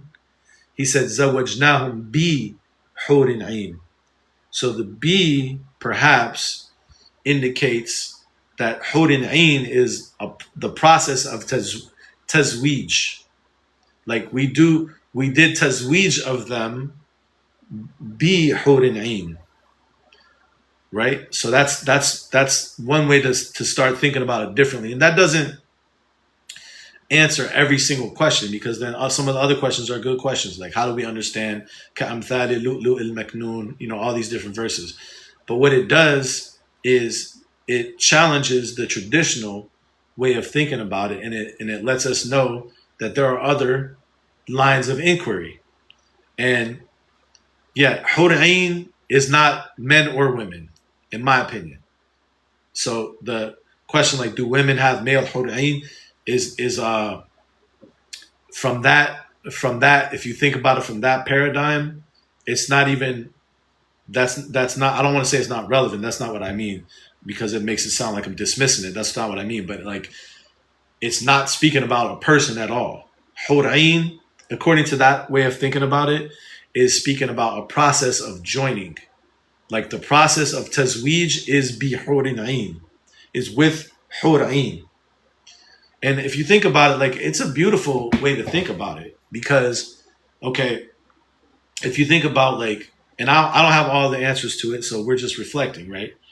And it needs further study. But if you think about how Allah talks about joining the souls, وَإِذَا النُّفُوسُ زُوِّجَتْ, when the souls will be joined. What does that mean, when the souls will be joined? In Surah At-Takwir, I believe, 81, chapter 81. وَإِذَا النُّفُوسُ زُوِّجَتْ امسحوا برؤوسكم بوجوهكم. Sorry. No, that's a good, I see your point there, that you're saying that, but that's not the correct wording though. That's the problem. So it's famsahu, let's think of the verse. يا أيها الذين آمنوا إذا قمتم إلى الصلاة فاغسلوا وجوهكم. Wash your wujuh. Right? فَاغْسِلُوا وُجُوهَكُمْ وَأَيْدِيَكُمْ إِلَى الْمَرَافِقِ وَامْسَحُوا بِرُؤُوسِكُمْ وَأَرْجُلَكُمْ إِلَى الْكَعْبَيْنِ. So even though your wording was off there, but I see your point. You're saying that B can be connected with masaha as the object. I get your point. But the reason I still think that this linguistic point, zawajnahum bihurin ain, is relevant is because the Quran uses it two different ways. So if you had that same phrase, wamsahu bi ru'usikum, and in another place, wamsahu ru'usakum, and it used it in two different ways like that, then I would say those are two different, possibly two different meanings. So it's not just because it uses be. So that's a good linguistic point. Thank you for sharing that. It's not just because of that. It's because the Quran uses it with and without it. The Quran uses it with and without it. Zawajnakaha, not zawajnaka biha, zawajnahum bi hurin ain. But Allah knows best. See how the open-minded way of discussing it, see how it brings all these different points, subhanAllah. That's all. That's all we want to do, right? We want to think deeper about the Quran and not just assume that one perspective is the only perspective, just to say there's different ways of looking at it. So all that to say, I explain all that because when you go to this verse, وَعِنْدَهُمْ قَاسِرَاتُ طَرْفِ, this is, again, as a reminder, Surah As-Saffat 37, verse 48, where he says, وَعِنْدَهُمْ قَاسِرَاتُ طَرْفِ عِينٌ, right? وَعِنْدَهُمْ قَاسِرَاتُ الطَّرْفِ عِينٌ, that with them are قَاسِرَاتُ الطَّرْف, are the shortening, those that shorten, or the things that shorten the glance, the qasirat of the tarf. Yeah, I'm gonna post it to YouTube. You can watch it, inshallah. So here the word tarf. So this gives us another dimension to think about tarf, to put together with the other things that we already looked at, right? Because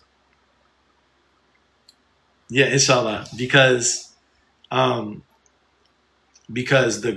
tarf, we said, from some of the Arabic definitions, one of them is imtidad, tarf al-ayn. Tarf al-ayn, is the comment seen in the video? No, I don't think so. Not that I remember. I don't believe it's. I don't. A couple people that watch the YouTube videos already can let me know if I'm right, but I don't believe so. I don't think they show the comments. But remember, I didn't think so.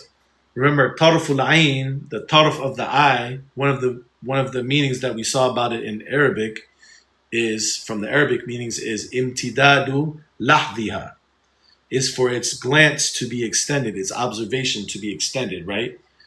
Right. So here when he says qasiratu tarf, the shortening of the glance. So that kind of goes together, because the glance can be extended and it can be shortened.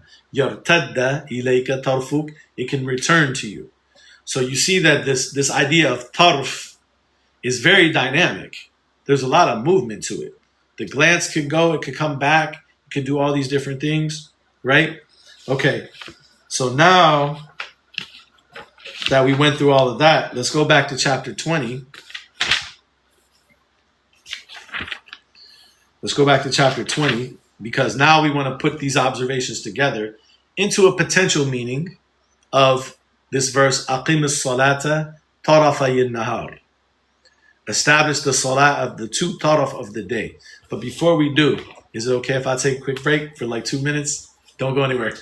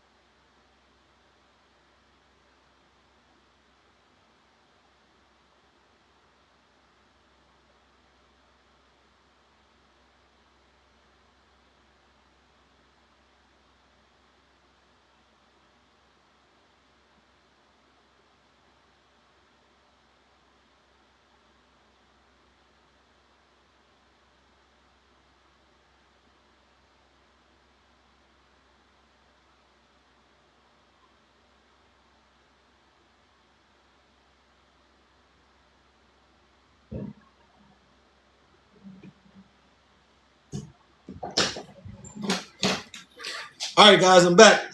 You guys didn't leave, did you? All right, cool. Sorry.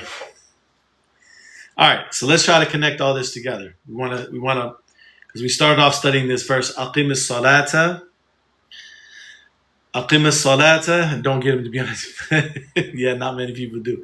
Aqim as-salata, tarafa nahari, right? Establish the salah at the two ends of the day, right? Okay, so we want to understand this tarafa nahari, what that means. And we want to connect this to this verse, chapter 20, verse 130. Surah Taha, verse 130. Surah Taha, verse 130. Surah Taha, verse 130. We want to put it all back together, right? Okay? Because before we read these verses now, let's review real quick the main points. So the main points are 11:114 says, Aqim as-salah, establish the salah, tarafay nahar, at the two taraf of the day. Okay? The two, they translate as the two ends of the day. But when you look at, like I said in the beginning, when you look at the explanations of like what does this actually mean, people have all kind of different explanations for what that actually means. And then when you go to 21:30, it tells us to glorify his praises, to be patient upon what they say, glorify his praises, etc. And one of the words that it uses is وَأَطْرَافَ النَّهَارِ, which they translate as the ends of the day. The ends of the day, okay? But how does the day have multiple ends, like 3 or more ends? So that was another piece of the puzzle that we're trying to put together. And then another thing is the meanings of the word tarf, right? The meanings of the word tarf, right? The meanings of the word tarf being like the edge of something, the limit of something, the glance, the movement, right? The returning back, the extending the glance and returning back, etc. Okay? So now we want to, with summarizing all that, we want to like look at these verses in the context now.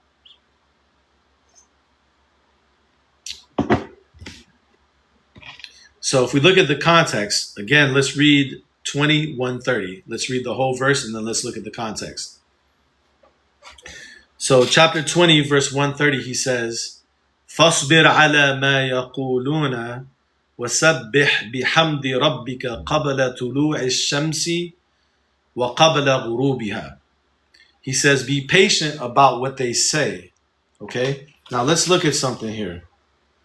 First of all, why does he start off the verse with be patient? فَاصْبِرْ عَلَى مَا يَقُولُونَ. Be patient upon what they say. Look at 11:114. We're going to maybe skip back and forth a little bit because I want you to see how these two places relate to each other. So 11:114, he says, وَأَقِمِ الصَّلَاةِ, and establish the salah, طَرَفَيِ النَّهَارِ, two ends of the day. And then he says more, of course. We're going to come to that probably tomorrow. But he starts off 1:14 saying, establish the salah. And the next verse, 1:15, he says, wasbir, and be patient. So number one, that was an interesting like connection for me. Like, oh wait, subhanAllah. Interesting. These two verses, and these are the only two verses that use the word taraf in reference to the day. Tarafay nahar, the two taraf of the day, and atraf nahar, the many atraf of the day. And both of them are connected with patience. SubhanAllah, that's interesting. Okay, let's keep reading. فَاصْبِرْ عَلَى مَا يَقُولُونَ وَسَبِّحْ بِحَمْدِ رَبِّكَ قَبْلَ طُلُوعِ الشَّمْسِ وَقَبْلَ غُرُوبِهَا. He says, be patient upon what they are saying and glorify the praises of your Lord before the rising of the sun and before its setting. وَمِنْ آنَاءِ اللَّيْلِ, and from the hours of the night, فَسَبِّحْ, then glorify, وَأَطْرَافَ النَّهَارِ, and all of the atraf of the day, لَعَلَّكَ تَرْضَى, so that you might be pleased, so that you might be content or pleased or satisfied, all these different meanings, right? So that's another point, is that notice that the word or notice that this verse begins with patience and speaks about doing this so that you can be pleased. Okay? Now look at the next verse. The very next verse says what? وَلَا تَمُدَّنَّ عَيْنَيْكَ إِلَى مَا مَتَّعْنَا بِهِ أَزْوَاجًا مِّنْهُمْ زَهْرَةَ الْحَيَاةِ الدُّنْيَا لِنَفْتِنَهُمْ فِيهِ. And do not extend your eyes, to what we have provided groups from amongst them, azwaj, groups from amongst them, we'll say, or pieces from amongst them, or azwaj as a whole, we'll say groups. Zahrat al-hayat dunya, as the flower of the life of this world. Linaftinahum fi, so that we might test them, concerning it. وَرِزْقُ رَبِّكَ خَيْرٌ وَأَبْقَى. And the provision of your Lord is better and more lasting. Hold on 1 second. I just want to see something.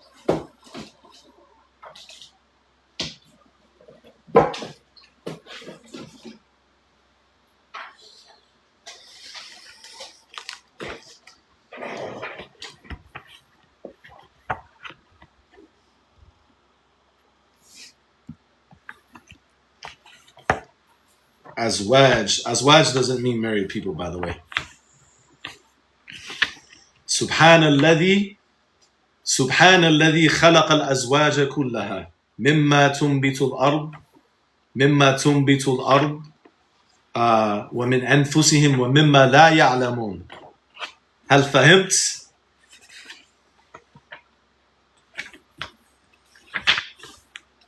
So I just want to look at this word real quick. Zahra. Because it's been a while since I studied it, but I want to make sure I'm remembering this correctly.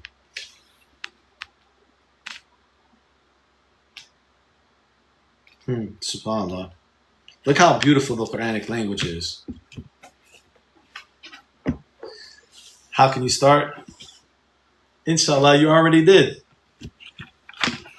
Look how beautiful this language is, SubhanAllah. He says, so the meaning of zahar. He says, وَزَهْرُ النَّبَاتِ نَوْرُهُ.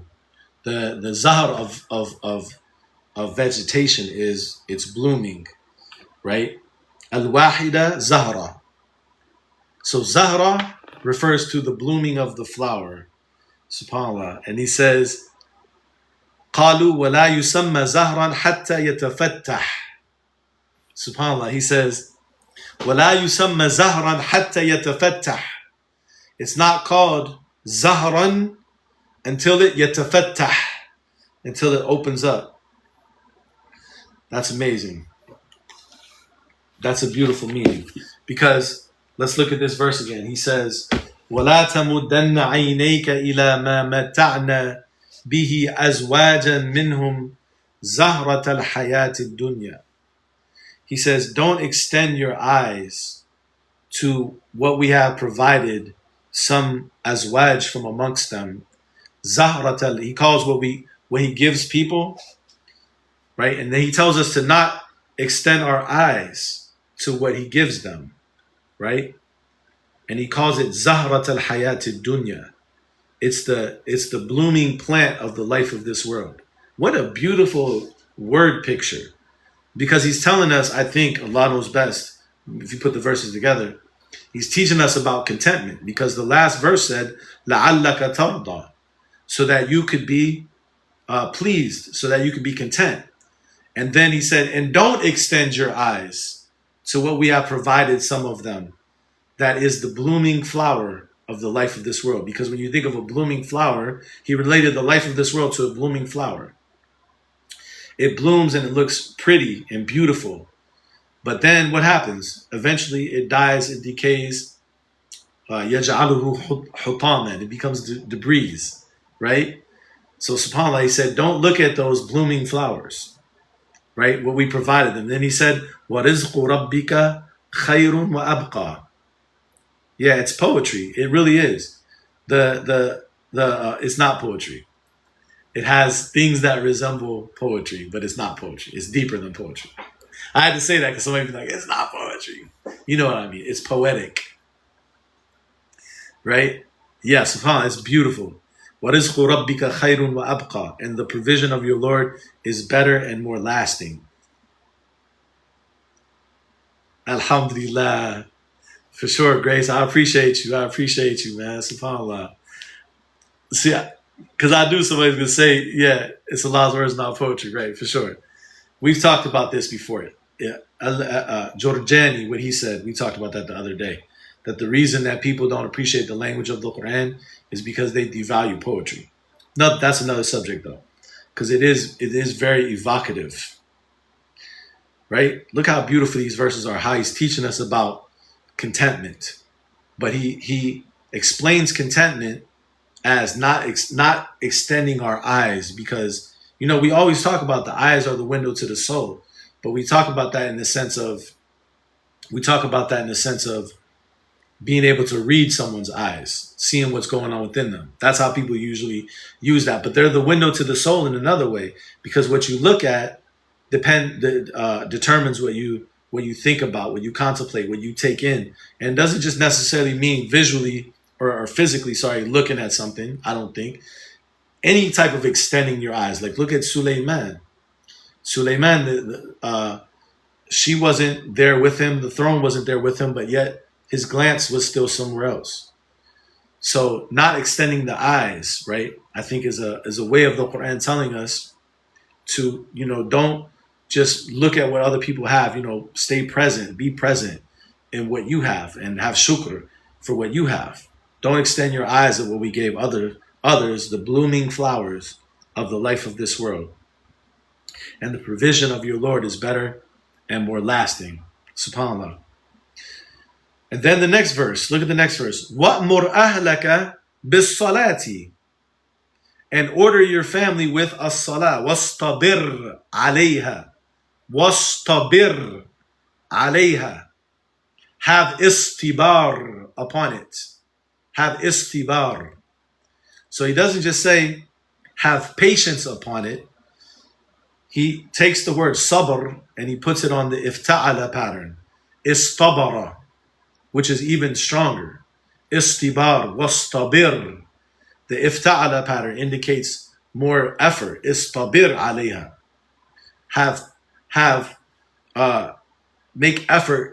Make diligent effort to have sabr upon the salah. So look at the context. SubhanAllah, look at the context. The context, verse 130 starts off with sabr. فَاصْبِرْ عَلَى مَا يَقُولُونَ. Have sabr upon what they are saying. Right? So obviously there's something in the context that we're being encouraged about in terms of how to deal with what the harms and that comes from other people, the depression that we might get from the things that we hear around us, all that type of stuff. Have patience about what they say. So the context fundamentally has something to do with teaching us patience and contentment and all these type of things.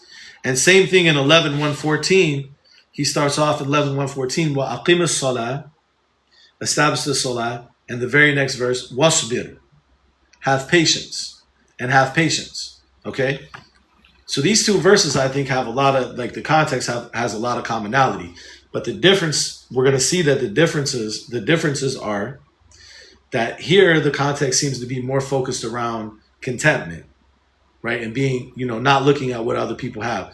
In that context, it's going to be more focused about not transgressing and not inclining towards people who do injustice. So you can extend the eyes in different ways, perhaps. One way is extending them towards the things of this world that have been given to other people.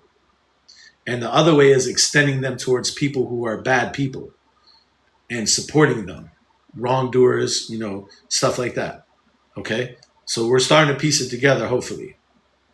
So now, when you look at this context, before I say that, the idea of not extending one's eyes, this is a Quranic value. This is also found in Surah Al-Kahf. He says, وَاصْبِرْ نَفْسَكَ وَاصْبِرْ نَفْسَكَ مع الذين يدعون ربهم بالغداة والعشي يريدون وجهه واصبر نفسك. Right? Make your nafs be patient. واصبر نفسك. Make your nafs be patient with those who call upon their Lord in the morning and evening. ولا تعد عيناك عنهم. And don't let your eyes go beyond them. تريدون زينة الحياة الدنيا. Intending and wanting the life of this world. Okay, so the advice of not extending one's eyes, not letting one's eyes go beyond, this is a Quranic, value, right? I just wanted to see something real quick, what the context of that verse was. Interesting. So I think there's a connection, but it's a little bit of a distant connection. So we have to think about it a little bit. So I don't want to go too far. I want to tie this all together. Okay, so putting that all together, right? We see like the extension of one's eyes is a Quranic value, like not doing that or not going beyond certain things with one's eyes. So is it a coincidence? Is it a coincidence that when we look at the word tarf in the Quran, I can look at, we didn't read all of them, but I can look at least it's mentioned in the Quran, let's see, 4, 5, 6, 7, 8, 9, 10, 11 times. And out of those 11 times, we can see 6 times that seem to be pretty clear that they fit the definition that's usually given in Arabic that has something to do with a glance, right? 6 of those 11 times. So 6 of 11 times seems to relate to tarf being related to the eye, related to a glance, right? Okay? So is it a coincidence, right, that a word that's used 6 times in the Quran that seems to be, and I keep saying seems to be because we always want to keep an open mind that there could be other perspectives, right? But going from the Arabic, again, as a reminder, what was one of the dictionaries that we read when they defined tarful ayn, the tarf of the eye? They said imtidadu lahdiha haythu adraka, that it's the extension. In the Arabic definition, they literally use the same word that is used here. Wala tamuddanna. This Arabic dictionary said that tarful ayn is imtidadu lahdiha. It's the extension of its observation, right? Okay? So is it a coincidence that a word that is tarf, that's used in the Quran to talk about a glance or looking, yanduruna min tarfin khafi, that they look from a hidden glance? Is it a coincidence that when this word here, 2130, that we're having, we're puzzling over how to interpret it, atraf, is it a coincidence that the very next verse says, وَلَا تَمُدَّنَّ عَيْنَيْكَ, and do not extend your eyes? And on top of that, the context is about patience and seems to be about patience and contentment, like tarda, right? And not looking at what we've given others, right? So from those observations, personally, the conclusion that I came to, and it's always open, we're always open to adding or taking away or changing, but this is what makes sense to me from all of that and from this context, because this context, another thing I want to add, this context is about vision, because if you go back to verse 125, when he talks about the person who turned away, وَمَنْ أَعْرَضَ عَنْ ذِكْرِي, the person who turned away from my reminder, in verse 125 he says that person will say on the day of judgment, قَالَ رَبِّ لِمَا حَشَرْتَنِي أَعْمَى وَقَدْ كُنْتُ بَصِيرًا. My Lord, why did you raise me up blind when I used to be basiran, when I used to be able to see? Right? So the context has to do with vision and seeing as well, right? Not extending your eyes, talking about the person that used to be able to see and was blind. So the conclusion I came to is atraf an-nahar is not talking about time periods. That's why there's many of them. It's talking about the glances of the day, the looks of the day, because it goes with the next verse. وَلَا تَمُدَّنَّ عَيْنَيْكَ. So when he says, فَاصْبِرْ عَلَى مَا يَقُولُونَ, be patient upon what they say, وَسَبِّحْ بِحَمْدِ رَبِّكَ, and glorify the praises of your Lord before the rising of the sun and before its setting and the hours of the night. Like he covered all the times. He covered all the times, right? Because if we say that the two edges of the day, tarafay nahari, is like some people say it's fajr time, like subh, and like maghrib or something like that, or asr. They have different times. But he mentions here the times. He says qabla tulu' ash-shamsi wa qabla ghurubiha. Right? So it's before the rising of the sun and before its setting. So before the rising of the sun and before its setting doesn't seem like it's the taraf, because he mentioned it specifically. And then he mentioned the hours of the night. وَمِنْ آنَاءِ اللَّيْلِ, and the hours of the night. So what is atraf al-nahar? Atraf al-nahar, I believe, is the look, all of the different opportunities to extend your eyes during the day, metaphorically. Because the very next verse he says, وَلَا تَمُدَّنَّ عَيْنَيْكَ, don't extend your eyes.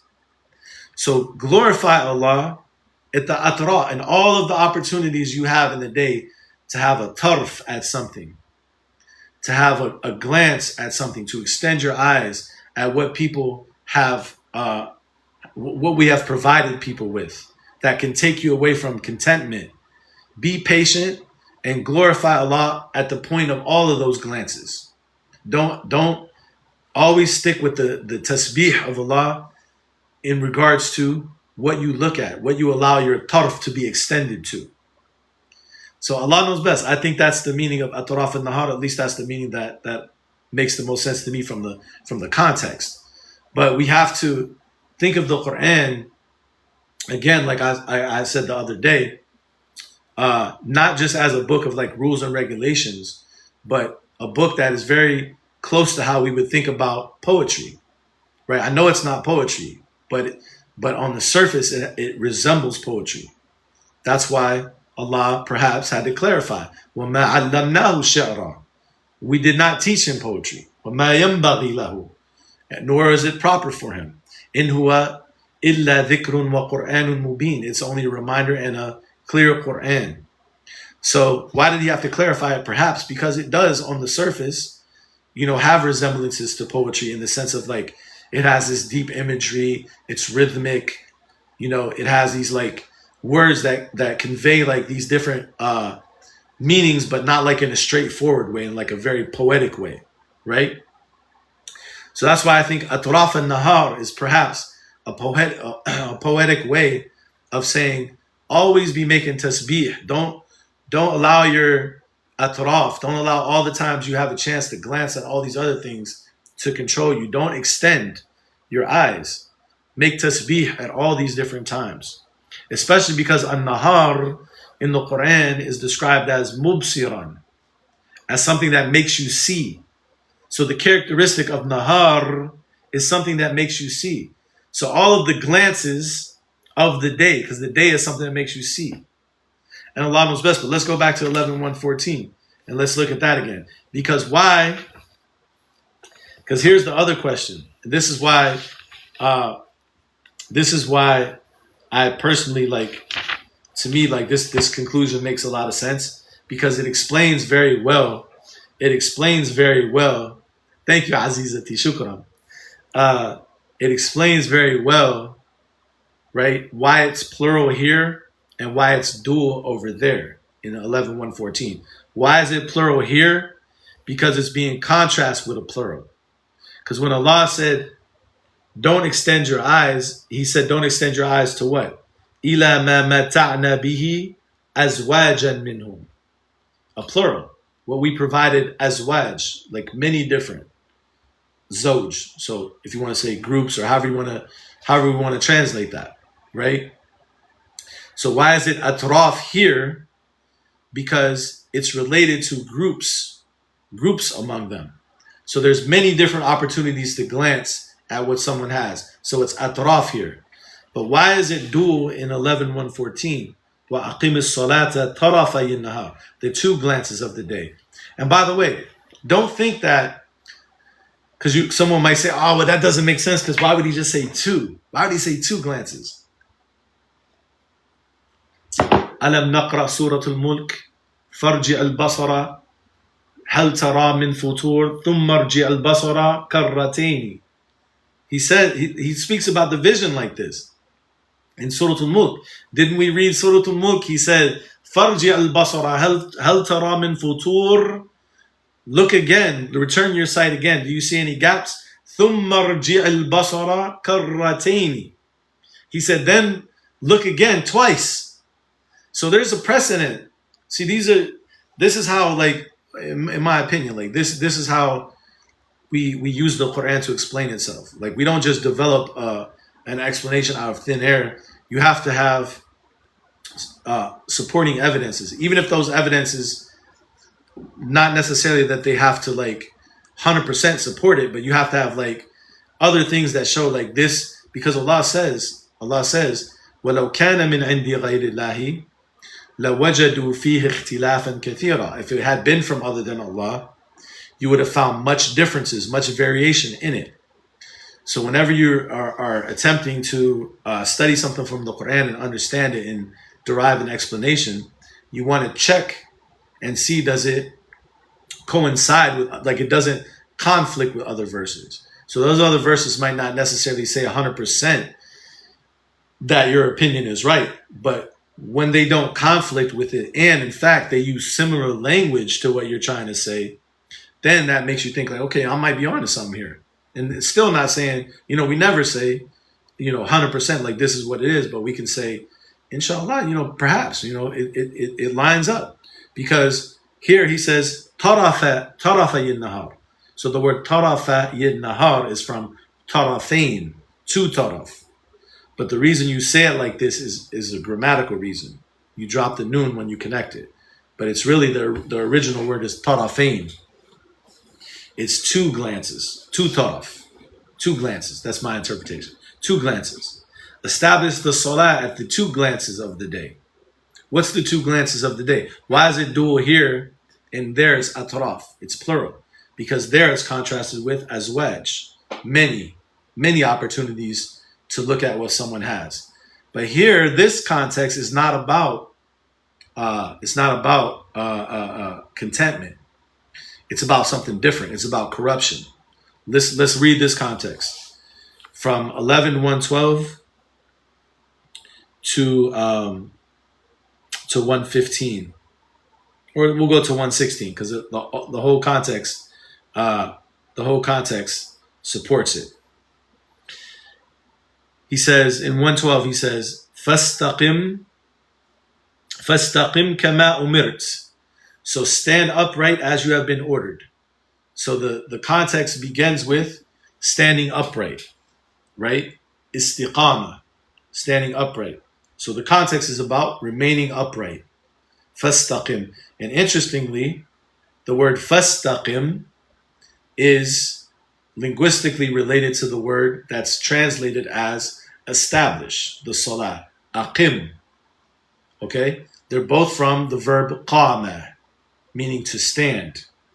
Fastaqim kama umirt. So seek to stand upright as you have been ordered. وَمَنْ تَابَ مَعَكَ. And those who repent with you. وَلَا تَطْغَوْا. And don't transgress. That's the first glance. Tughyan. SubhanAllah, I just connected this to another verse just now. I just didn't even think about this verse. That's the first glance, because in Surah Al-Najm he says, مَا طَاغَ الْبَصَرُ. Wait, مَا زَاغَ الْبَصَرُ وَمَا طَغَى. That's another piece. In Surah Al-Najm, I literally just connected that. In Surah Al-Najm he says, مَا زَاغَ الْبَصَرُ, the vision did not deviate. وَمَا طَغَى, nor did it transgress. It didn't deviate or go too far. That's the two glances. Because look here what he says. فَاسْتَقِمْ كَمَا أُمِرْتَ وَمَنْ تَابَ مَعَكَ وَلَا تَطْغَوْا. So seek to stand upright as you have been ordered. Man, I'm excited, bro. Like, that verse just really clicked. That really just made me feel like I'm really onto something, bro. I don't even. I almost want to go to that surah now, but I want to finish reading it. فَاسْتَقِمْ كَمَا أُمِرْتَ وَمَنْ تَابَ مَعَكَ وَلَا تَطْغَوْا. He said, subhanAllah, grace for sure.